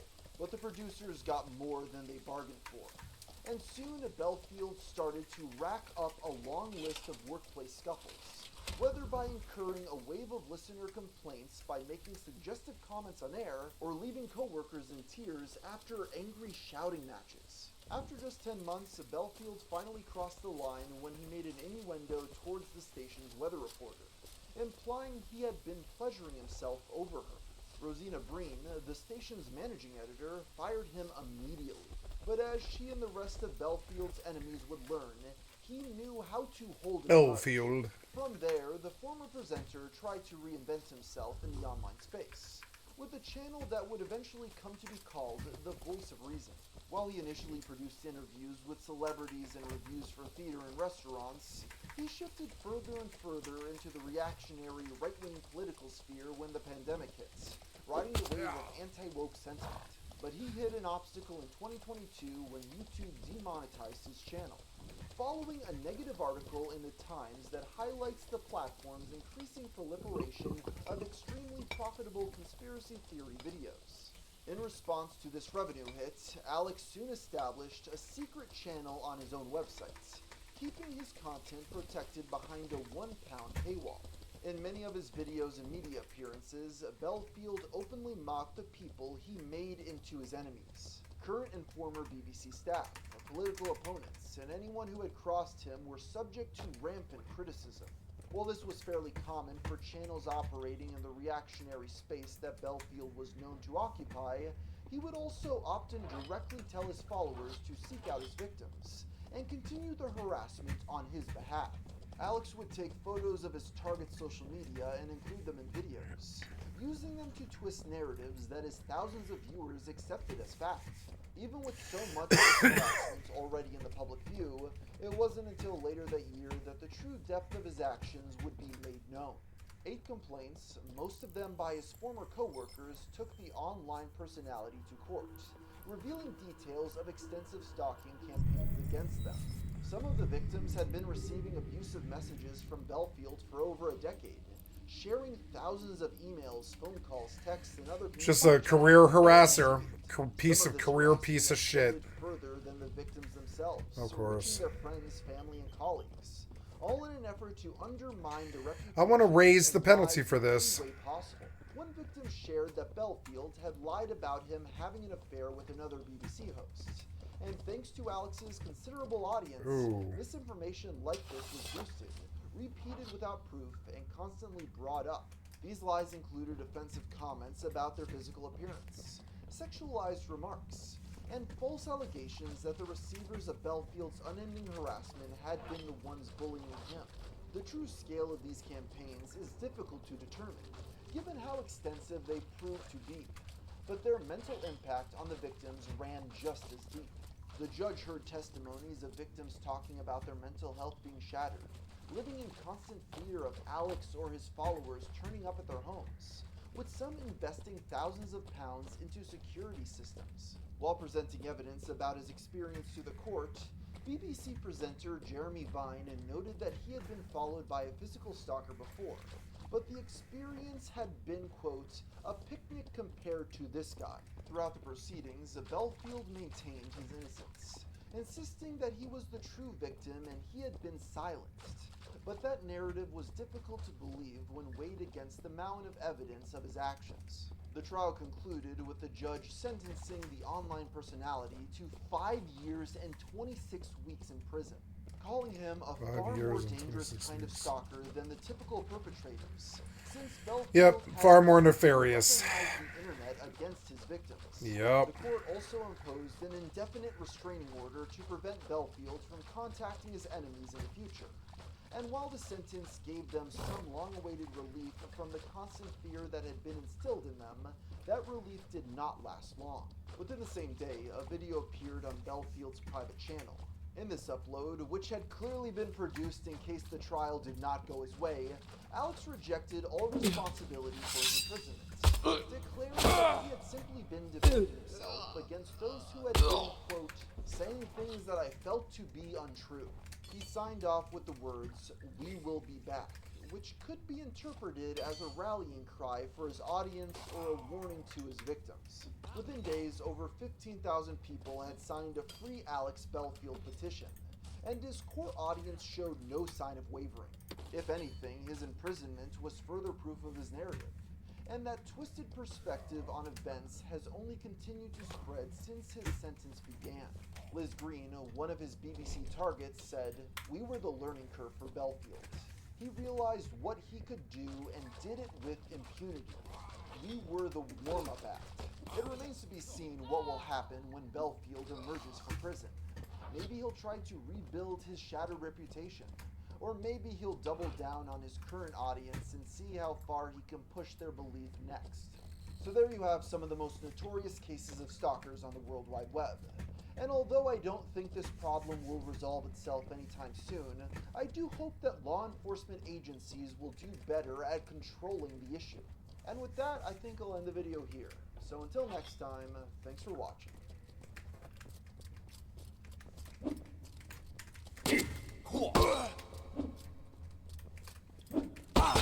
Out of the race. A campaign staffer soon posted a tweet thread in order to assure the public that things were fine behind the scenes. Apparently, Joshua had simply gone dark in order to stop the constant notifications on his phone, so he could get some sleep. and his name would still be appearing on the ballot. This explanation only served to confuse people further. If Collins' entire run for Congress was being done entirely through social media, why would he delete the most powerful tools in his arsenal so close to Election Day, when the simple solution to his problem was to just turn off notifications for a few hours? It was at this point that even his most fervent supporters began to feel uneasy about their candidate's chances of winning. When the election finally came, onlookers waited to see if Joshua's bizarre strategy had worked.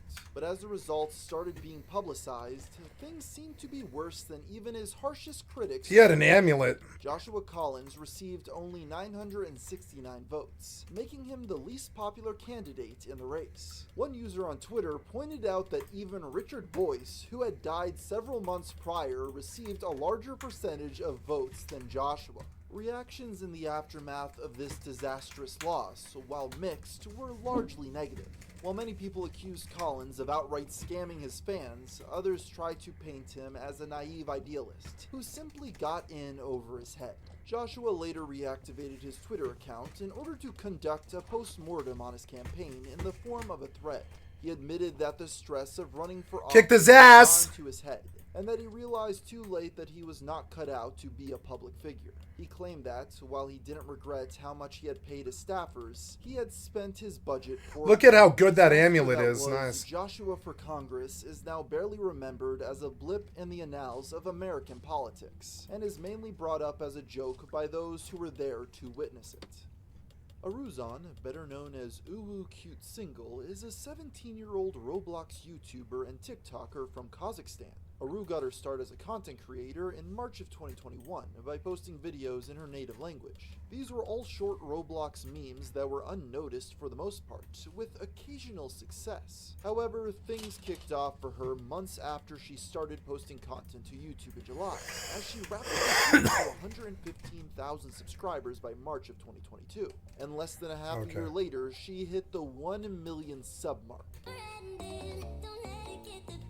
Everything seemed to be on the up and up for the young creator, but not everyone enjoyed the content she was producing. Aru's reputation within the Roblox community was less than favorable, as most viewers labeled her videos as cringe and were put off by them. Need 9 more scoundrels and it sucks. Single would soon come out, which earned her the infamous title of one of Roblox's most unanimously hated YouTubers. Kicked his ass, I did. Kicked his ass. Called out by many people in the community. This all started Took one hit, slaughtered him. When a Roblox trading news network account made a post accusing the young creator of scamming her fans. Popular Roblox I'm gonna take his set out because he has a badass Rysar axe. Probably sell it. Advertising Blocks Flip. Get some gold from it. Website to her audience of children with maybe 10 gold. 8 to 13 years old. These slight advertisements have been featured. That's the first real PvP kill I've ever got in this game.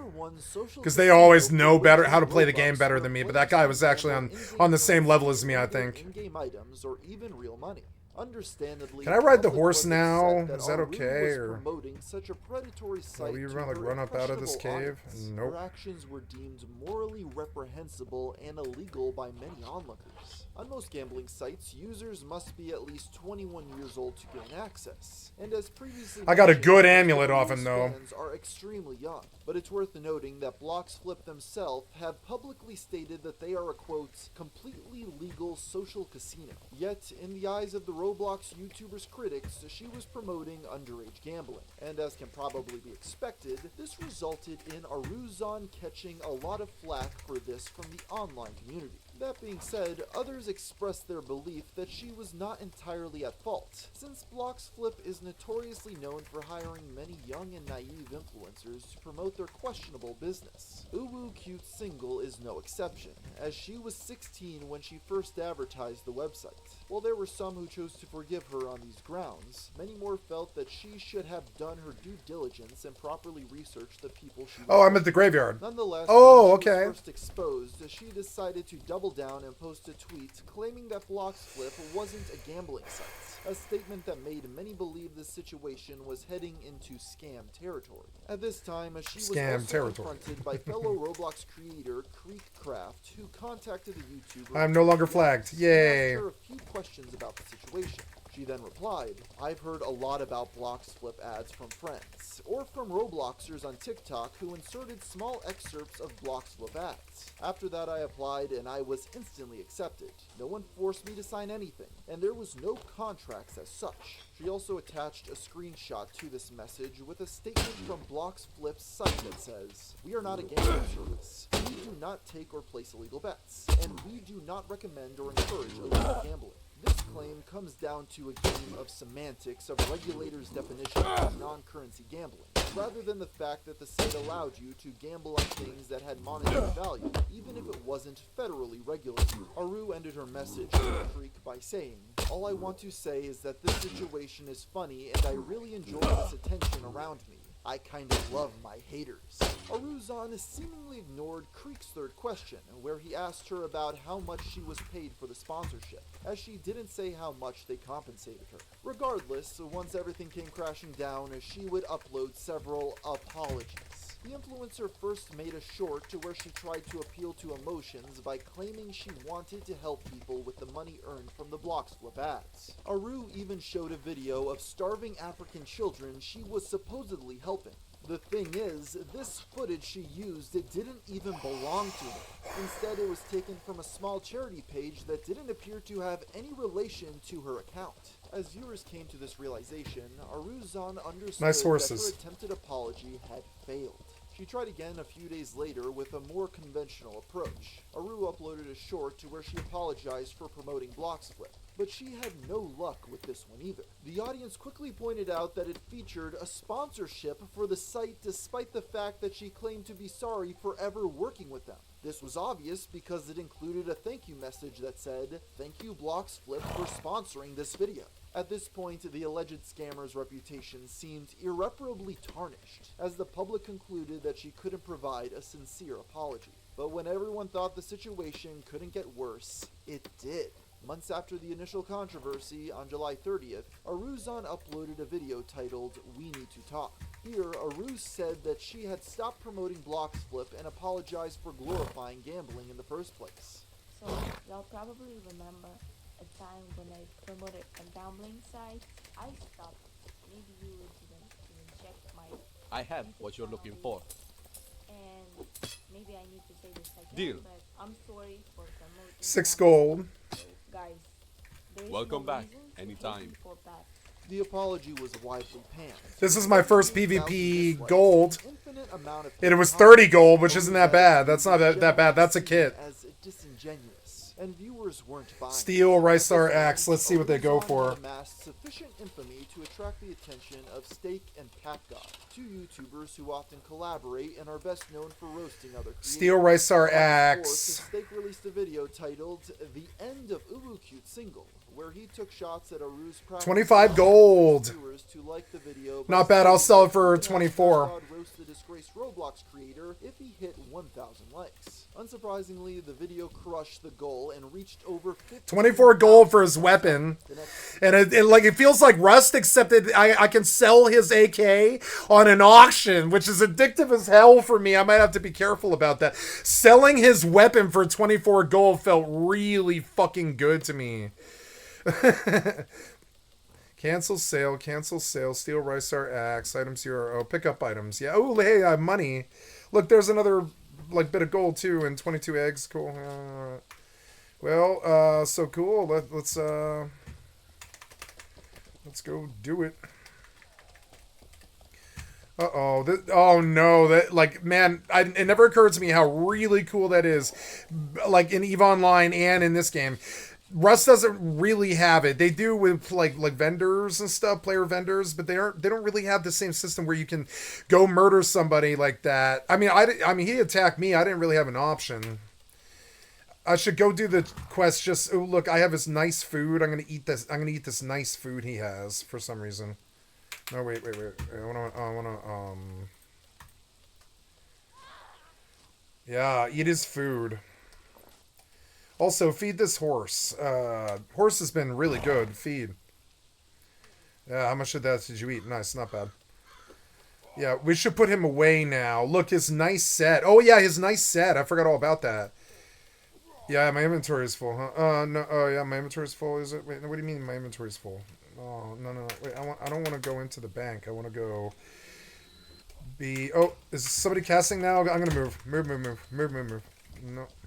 That sounds close to me. What's he doing? Okay. I want to... I want to sell that set that he's got. Man, I pwned that motherfucker. No problem. Stomped him in. I'm going to put the horse away. Is that going to work? I don't know. How much stuff does he have? Oh, no, never mind. I need to do some sorting.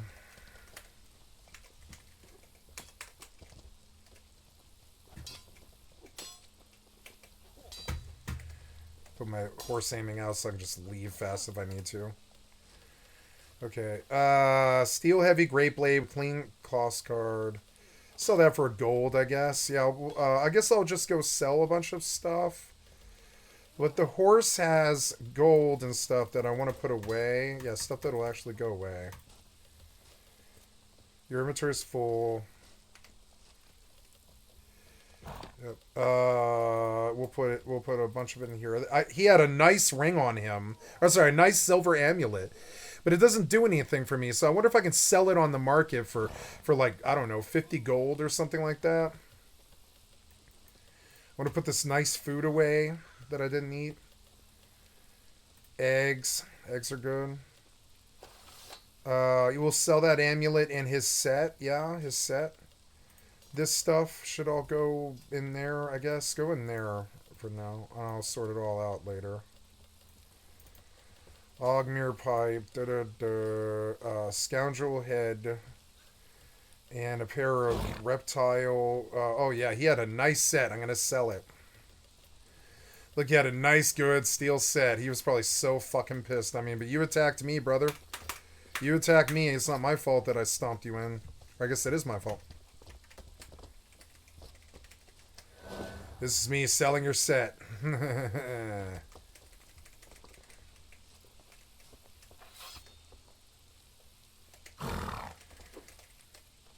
Okay. Selling... Oh, no, I will need gold to sell this. So we will probably pull out like 20 gold because selling this set's going to be expensive, but I don't care. Pull out like 50 gold for this or whatever. Split. There we go. And then come over here and sell each of these pieces for 25 gold each. I don't know. Let's do a search for the piece. It's Steel Tendremic Knight Torso. So Steel Tendremic Knight Torso. Steel Tendremic Knight. And equipment or anything like that. Okay, no, oh, I misspelled is why maybe. Let's see.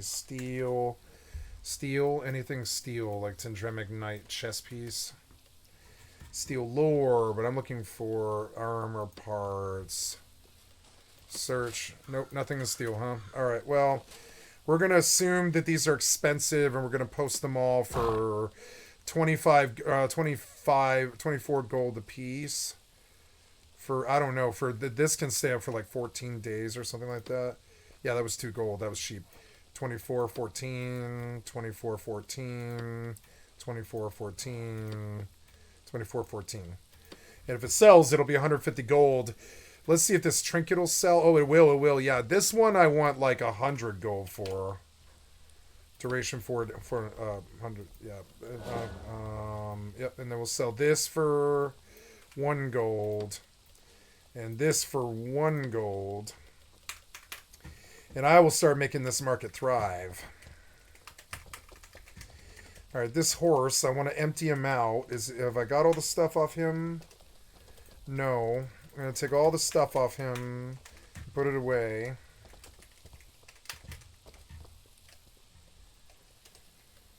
Costs 12. I hope that stuff sells. So, we're going to come and we're going to stuff stuff away here because I don't really want to deal with it right now. Right. Finally, we need to put his gear away. You served me well, horse. Oh, oops. Okay. Oops. You served me well, horse. You got me around. I was able to store stuff on you. I shouldn't have brought you in. I realized how bad it was to bring him to. Well, I need a reel to ride there is the main thing. I need you to give me these. Yes, and I want you to put them away. I don't have enough room in this stupid house now. I need a house just based off the fact that I have no place to put anything. And we will go put the horse away.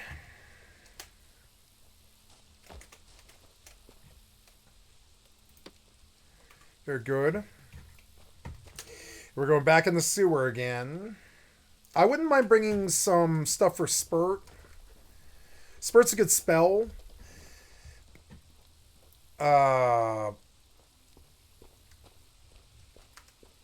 You need to cast a spell first. So, yeah. So, Spurt, C for the spell book. Spell book for Spurt, Purify, Lesser Heal, right? Lesser Heal. Yes, Lesser Heal. Which just takes water and calamine. I want water and calamine. Oops, wrong way. And instead of a horse, I'll bring heals. Water and... How much weight is that? It's like, I don't know, it's a lot though. It's like 10 pounds. So water and calamine. There's niter. Looking for calamine. That wood can go in the stack. Looking for calamine. Salt. 274 AA BAM, whatever that is. I have no idea. There's ritual blood. That might be worth something. Calamine. There we go. So, okay. Now we want to do on our Spurt key, a lesser heal, right? I'll put that on 7, right? 7 for a lesser heal. Lesser heal for 3. Gotta get used to it.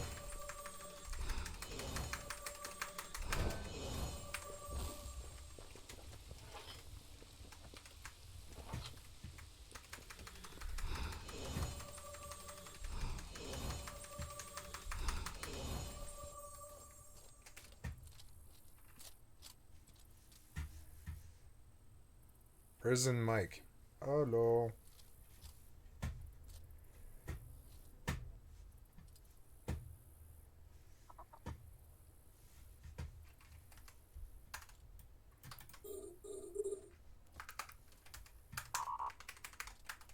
Oops.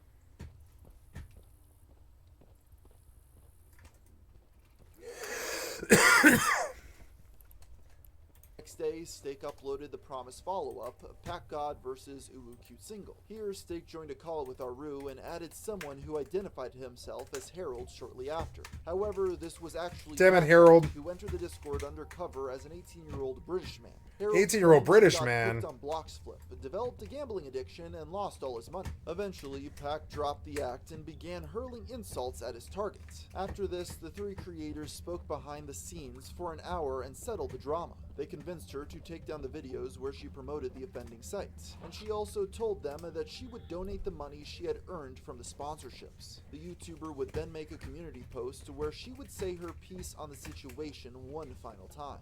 I'm not gonna make any excuses why I did it, because there are no excuses for it. I'm disappointed in myself.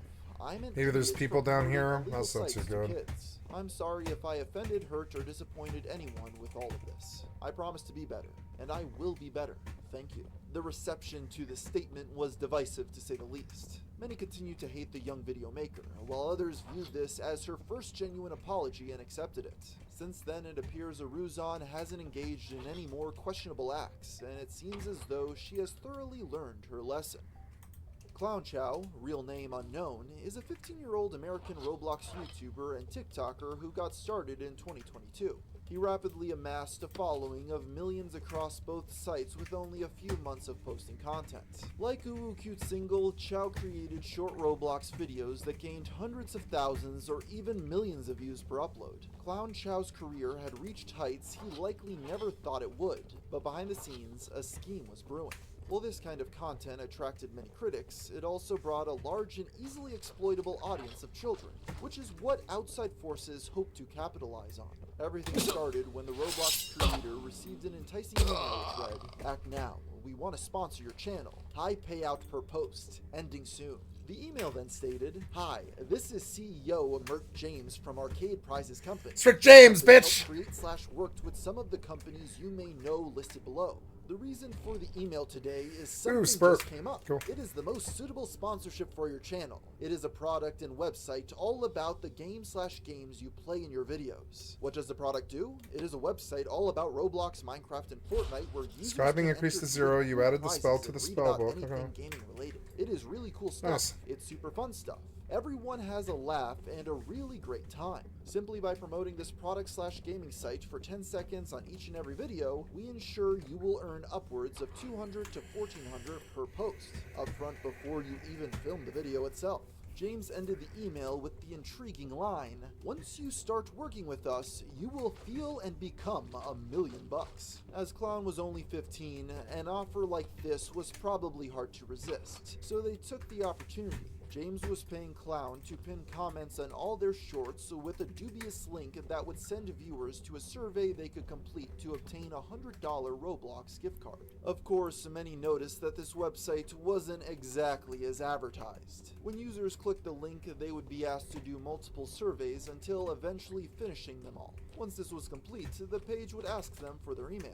If a user were to provide it to them, they would be bombarded with endless scam messages. When this was uncovered, Clown began to face backlash from the community and was condemned for his actions. Even apart from scams, Chow was criticized for several other activities which some onlookers took objection to. For starters, he would frequently post shorts where he asked viewers to like and subscribe if they supported Jesus and comment "God is amazing" or other religious sentiments if they hated the devil. When he noticed that this actually worked in increasing his engagement, Clown would make another similar video to bait for interactions where he claimed that his sister had died. As it turns out, the woman he talked about in this upload wasn't his sister at all, and was instead another Roblox YouTuber named Rebooted Poppy. The icing on the cake was that she was also alive and well. This left the audience with a sour taste in their mouths, but they couldn't have predicted what would come next. In a now deleted TikTok, Clown claimed to have been the victim of a kidnapping,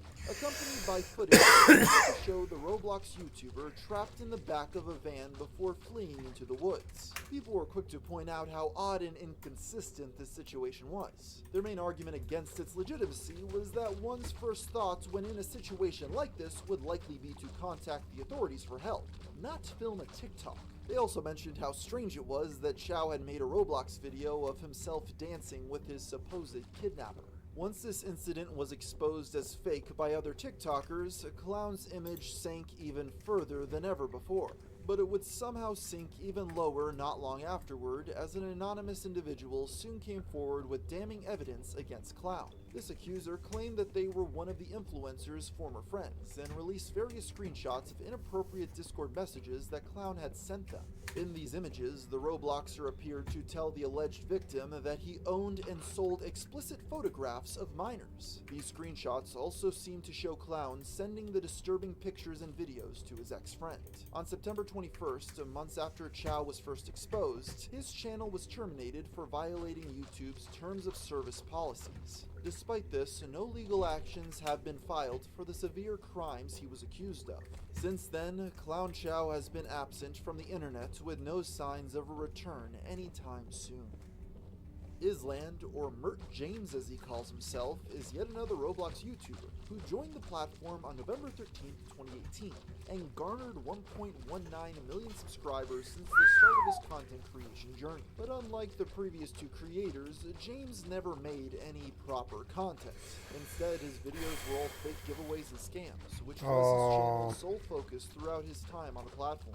James would upload videos with titles like, "Don't tell anyone about this working Robux glitch. This is actually insane. How to get free Robux." Or we can't forget, "This secret promo code gives you Robux. How to get Robux." Unfortunately, kids would fall hook, line, and sinker for these scams and give the YouTuber their private details for him to do with as he pleased. But this wasn't enough to satisfy the money-crazed degenerates, so he began making community tab posts enticing young gamers to take surveys to earn Robux. If one were to fill out the survey, the website would prompt them to complete 2 offers to get their hard-earned prize, and this is where the real scam lay. For instance, one offer read, "Superfuel is an all-natural energy.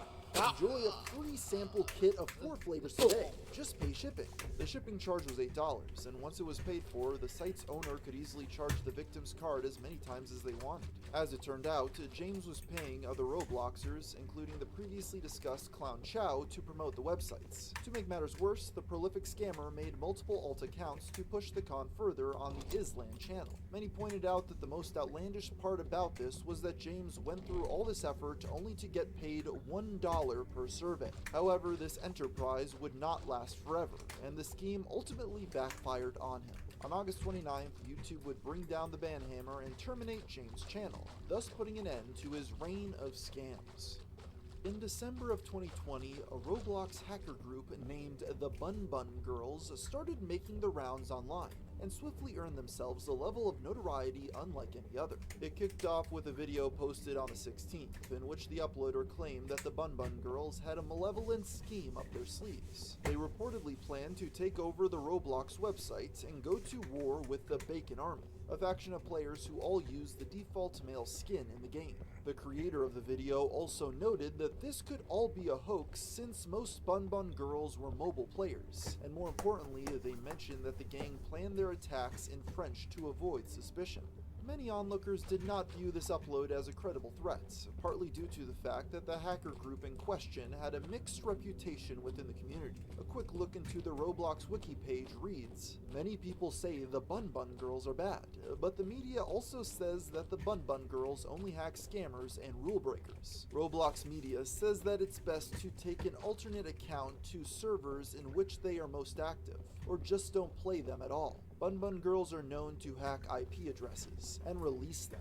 It is best to bring a VPN and use an alt when playing those games." Allegedly, the gang's base of operation was on their Discord server, where they'd lure in potential victims through their Roblox games. Once they attracted their prey through promises of free Robux and other prizes, the girls would reportedly socially engineer users and engage in cookie logging. This practice is defined as a way Why would you leave to silver? capture cookies on a browser and send them to a server for authentication. While this can be used positively, it can also be easily exploited by malicious actors and is a massive issue on Roblox. But as it would turn out, the Bun Bun Girls may not have been the elite hacker team they claim to be.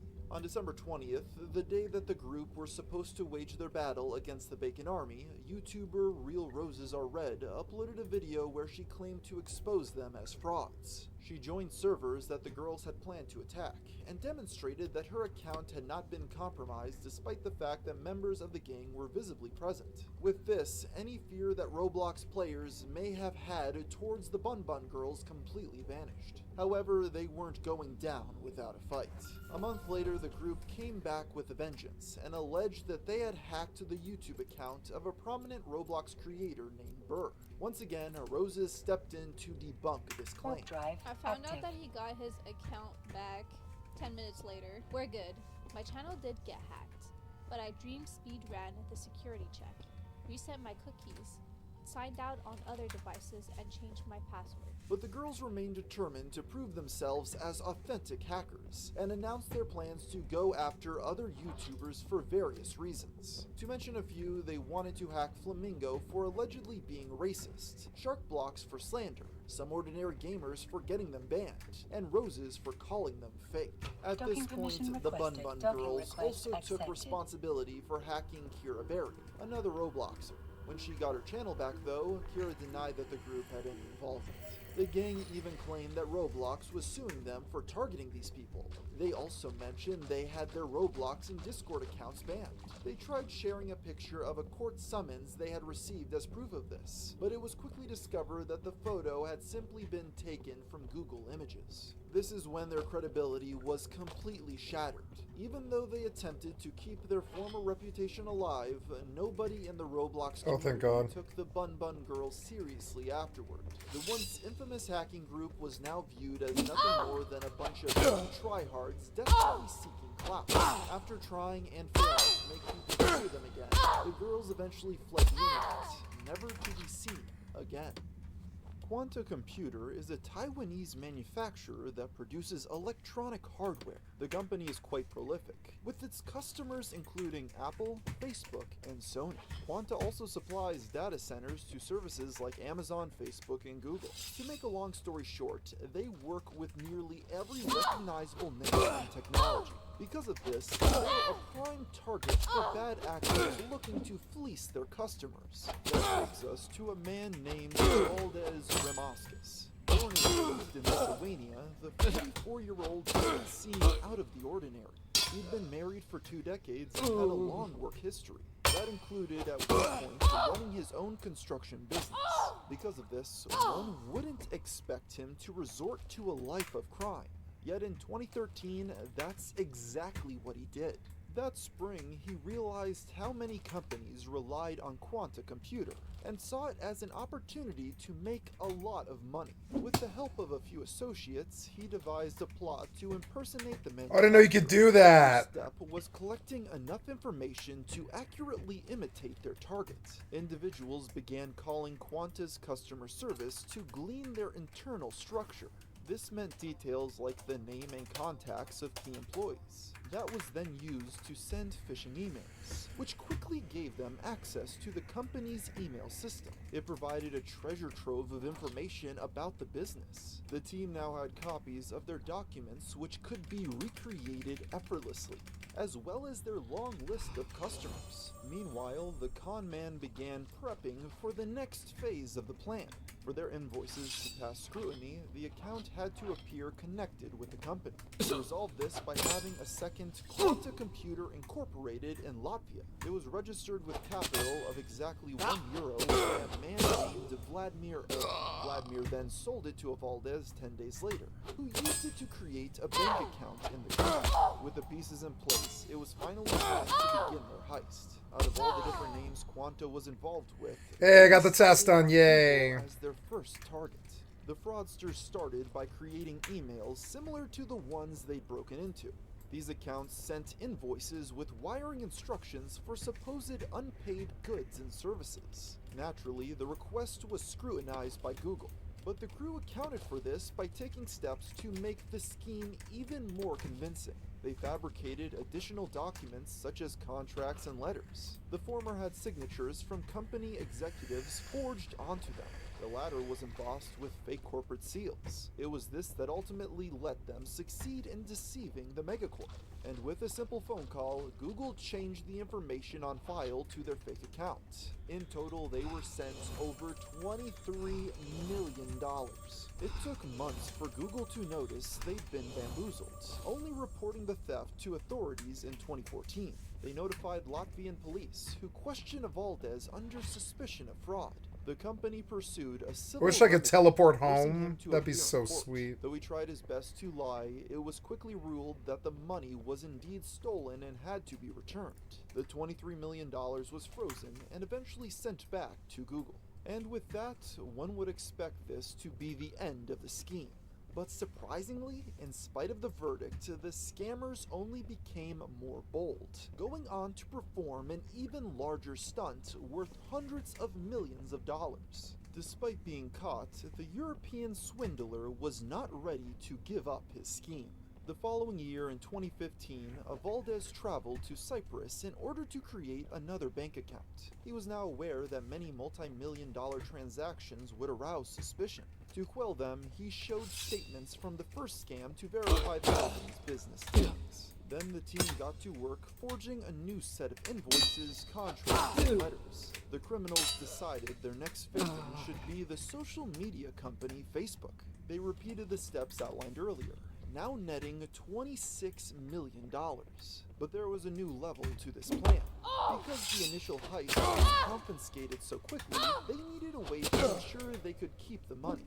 Their solution was to wire the funds to correspondents across the world. This included banks in Slovakia, Lithuania, Hungary, and Hong Kong. Even if caught, Ooh, it now necklace. required the Yes. assistance of several countries to retrieve the cash. Once the money was fully dispersed, the men tried for a larger jackpot. They aimed to get nearly 3 times the amount they did before. $74 million. This placed their total theft. I can't move. $100 million. %, but didn't make it nearly as far. The large sum was heavily scrutinized, leading Facebook to realize they'd been defrauded. The conglomerate was quickly able to reverse the second transaction, but as for the first, it was too late. Any chance of retrieving those funds required direct intervention from the United States government. As several of their accounts were frozen, Valdez read the writing on the wall. He attempted to distance himself by selling quantum computers, but this was in vain. In March of 2017, the middle-aged man was arrested upon returning to Lithuania. The U.S. Justice Department found enough evidence to indict him for wire fraud and money laundering. 4 months later, it was formally ruled that he'd be extradited to the United States. The indictment doesn't specify which companies were involved, referring to them as Victim 1 and 2. However, their identities were leaked to the press, likely due to being so high profile. The world became enamored at the idea of such massive corporations being scammed. This led to some misinterpretations, such as the headline, "Man stole $122 million from Facebook and Google by simply sending them random bills which they paid." While the idea of a Robin Hood figure is appealing, the scheme was clearly more sophisticated.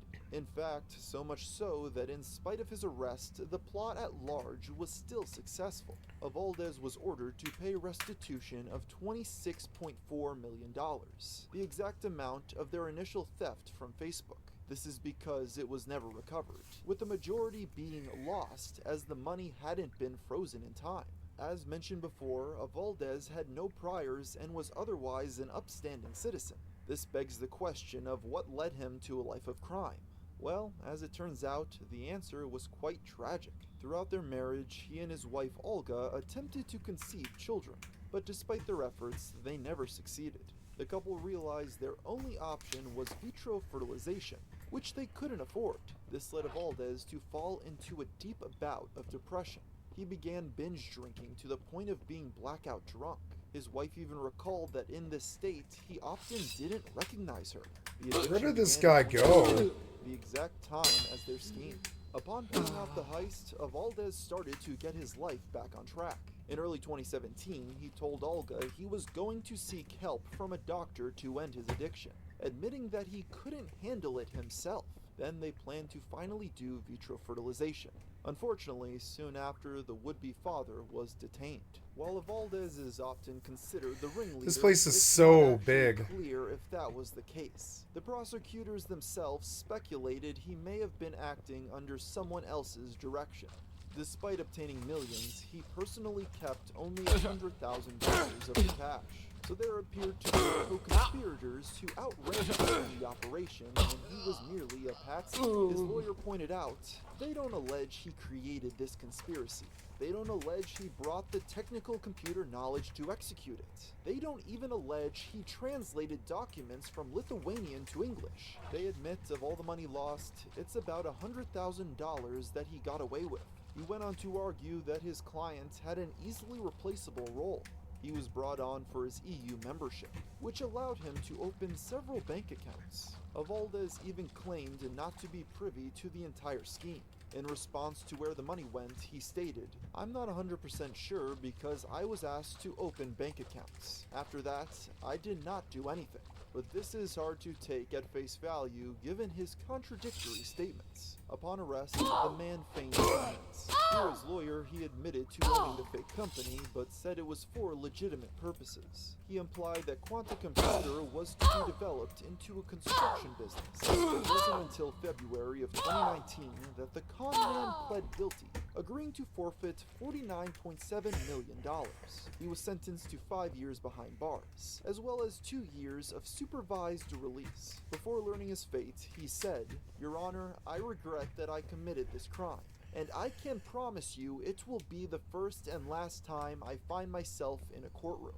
I very much want to return back to my native country and to hug my relatives that I have not seen for a very long time." Part of the reason behind Valdez's confession may have been due to family matters back at home. Ever since being deported, his elderly mother's health started to seriously decline. The 73-year-old began to suffer from serious nervous system disorders, which required regular visits to the hospital. Because of this, Olga had to take care of her and help with farming. This became especially stressful when in December of 2018, her own mother passed away. In addition to his mother, he now had to take care of her father. Needless to say, there was immense pressure for the man to return home and comfort his loved ones. To this day, no one else has been charged for their involvement. But I can't move. The others likely went on to perform similar heists. In 2019, the FBI officially termed the scheme as business email compromise. Damn it. They called BEC one of the most financially damaging online crimes, being used to steal over $26 billion worldwide. I can't move. This recorded incident was likely Valdez, taking place in October 2013, and ever since there's been a massive increase in companies falling victim for these schemes. From 2016 to 2019 alone, there were over 160,000 reported cases, so it seems likely his co-conspirators didn't stop and instead refined their technique over time. It remains to be seen if they ever will be caught, though last August, the docket for the Facebook case was updated to state the funds had finally been restored. The company at the center of this, Quanta Computer, was silent. This thing fucked me up. Their spokeswoman made just one statement. These things always fuck me up. It's so annoying. Harm from this incident. Unfortunately for them, months after the sentencing, they fell victim to yet another cybercrime. This time, hackers infiltrated their network and obtained confidential documents from their customers. Man, I want to go grab a spear and try to fuck him over. For over $50 million. But that's a story for another day. Yep, you're getting it, bitch. What did I do? Essentially, I literally asked him that, and he after I explained the whole situation, I cleared up the Katie situation with him. This was again a while ago before this new information, and I thought things back then. That's all. He didn't share anything. He didn't say anything that I could know.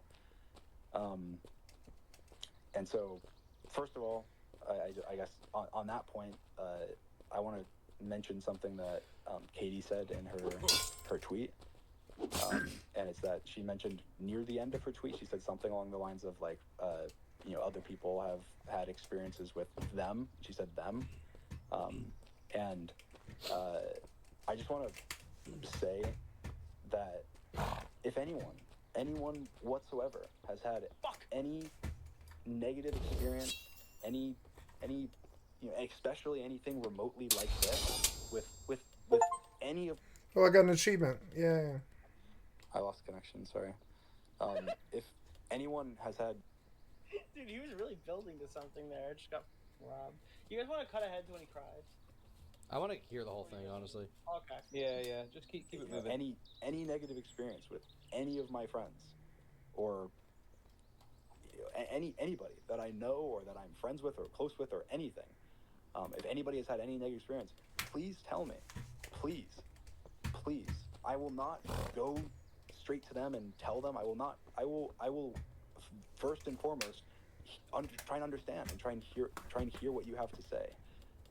I understand there's some people, especially from her friend group and from people, after this point that probably even, at this point will not want to believe or hear anything that I have to say. But I'm not this horrible person that will bite your head off.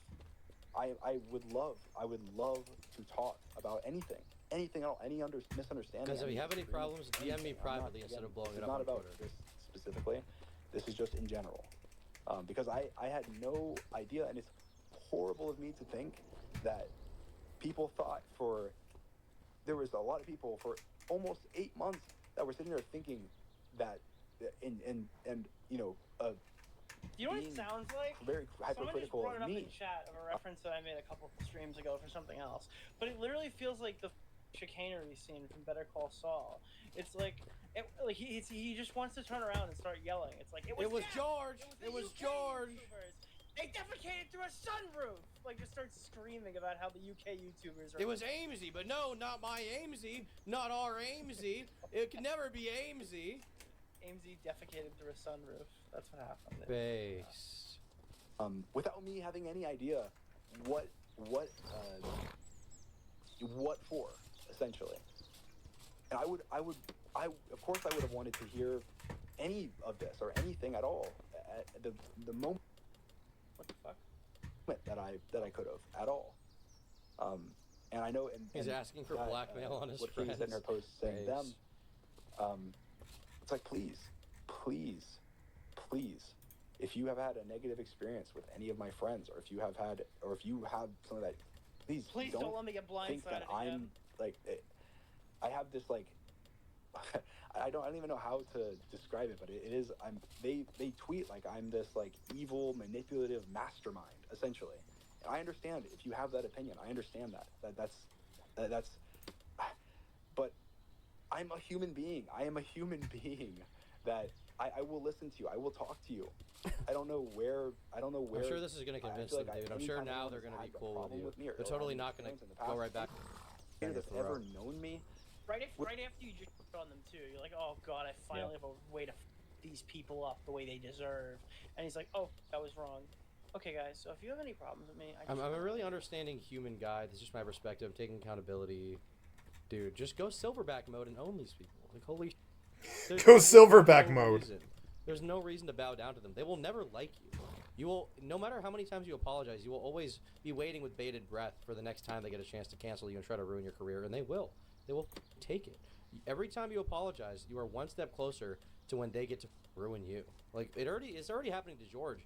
The next allegation is going to be Dream consensually kissed a girl and she didn't like it after the fact because his breath smelled like poop because he was busy eating out of the toilet. So the next allegation is going to be that. We're dangerously close to a situation where someone has consensual sex and regrets it, but says, I'm an 18-year-old. It basically already happened, dude. This Meowsy whatever No, but person. this person didn't even have sex. Yeah. Like, there's going to be a person who goes live and goes, look, I consented at the time. I really thought I wanted to do it, but he used his power over me and the fact that I was just 18 to abuse me. The fact that I was just 23. I was freshly 23. I don't think it's a joke. I think it's really going to happen to somebody. No, it will in the next week. Yes. And they're going to apologize. It's like, I thought the sex was consensual at the same time. I wasn't drinking. I literally, he just convinced me that I wanted to f him, and I did it, and now, like, I regret it, or something like that. And they're going to use that. They're going to go, you f that woman. And it's Ginger Coon in chat says, I saw Nick go Italian gorilla mode on 10 pizza pies. I saw him go Italian gorilla mode on an IHOP order from Uber Eats 2 years ago. And That's a spear? That's a nasty looking spear. Underage and drunk when he was like 20 years old at VidCon. He was harassing like an Uber employee. What did he say? He's like, I want my beaner blast. See, just talking about bomb blast. Yeah. I think he just didn't pay them or something. They'll say, I will talk. I will message you. I will reply. I will have a conversation openly about anything. Anything at all. Whatsoever. And it hurts me to even think about the fact that Chat, that's actually why Edwin left. Not because of any of the other stuff. Edwin left the community because of Augie's order. His silverback beaner blast. Yeah. I made that up, by the way. You never said that. You know, I said that. that, Totally did. that she was afraid, that Katie was afraid to say something to me. Katie should do a whole documentary on this called Mostly Clothed and Afraid.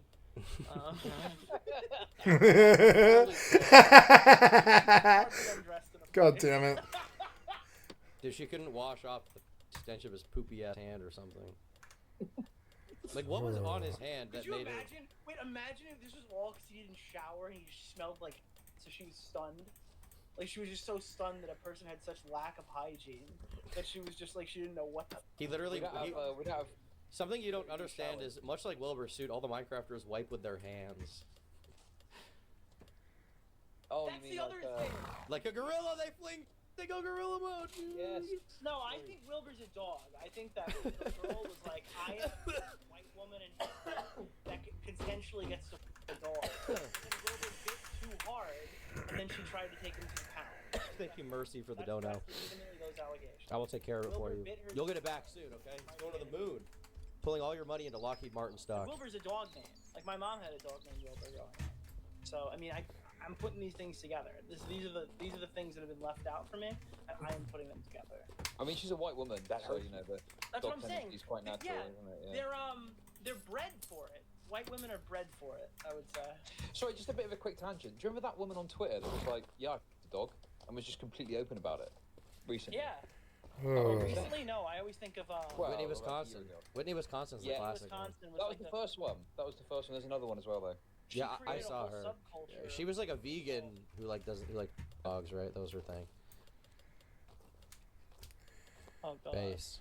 I'm back in this place again. Fucking sunken place. All right, And we get gotta let out. this go. I That can't hurts me a lot. unpause this because I'm And that is fighting my for fault life as well. Right now. So I am sorry, Katie. I am sorry that you felt that I was not approachable enough for you to express What a Jesus! You were I'm sorry that you felt feelings that or your way, pain Katie. or What a riveter what apology. happened. Nothing happened. Anyway, so of course, just to share, I made a Reddit post. I've taken it down now. Great. But that was after I talked to George. Look, dude, yeah, he is making it a and if there was a sexual assault here, I'd be really upset about that. If somebody got sexually assaulted, I would be really pissed that he just did that. Or you just say, Okay, it is 5:50 in the morning. This is about when I wanted to go to bed. I have done everything I wanted to do tonight. Got some good Mortal in, some FFXI and some EvE, and it was a pretty good session. Just a reminder, guys, you've been watching Skycat Live, and my website is skycat.live. And I'm a full-time Reddit gamer all day, every day, and the day is ending for me. Put me on in the background. Click on the cast face and to donate, or come to Twitch or YouTube. And thank you so much for your time. Give me a like, sub, or a follow on Twitch, and thank you for all the subs and the follows and everything today. Thank you for your time, guys. I will talk to you in a bit. I love you, and I will see you in a bit. Bye. Oh, no, one more thing. I'm sorry. This video was, I don't even know how long. I believe it's like 12 hours or something like that. But I did record this session. And as you can see, all of my videos go on my channel and everything. And thank you so much, for the attention. And I love you guys. And thank you so much. And I will see you in a few hours. Bye. Come to my YouTube.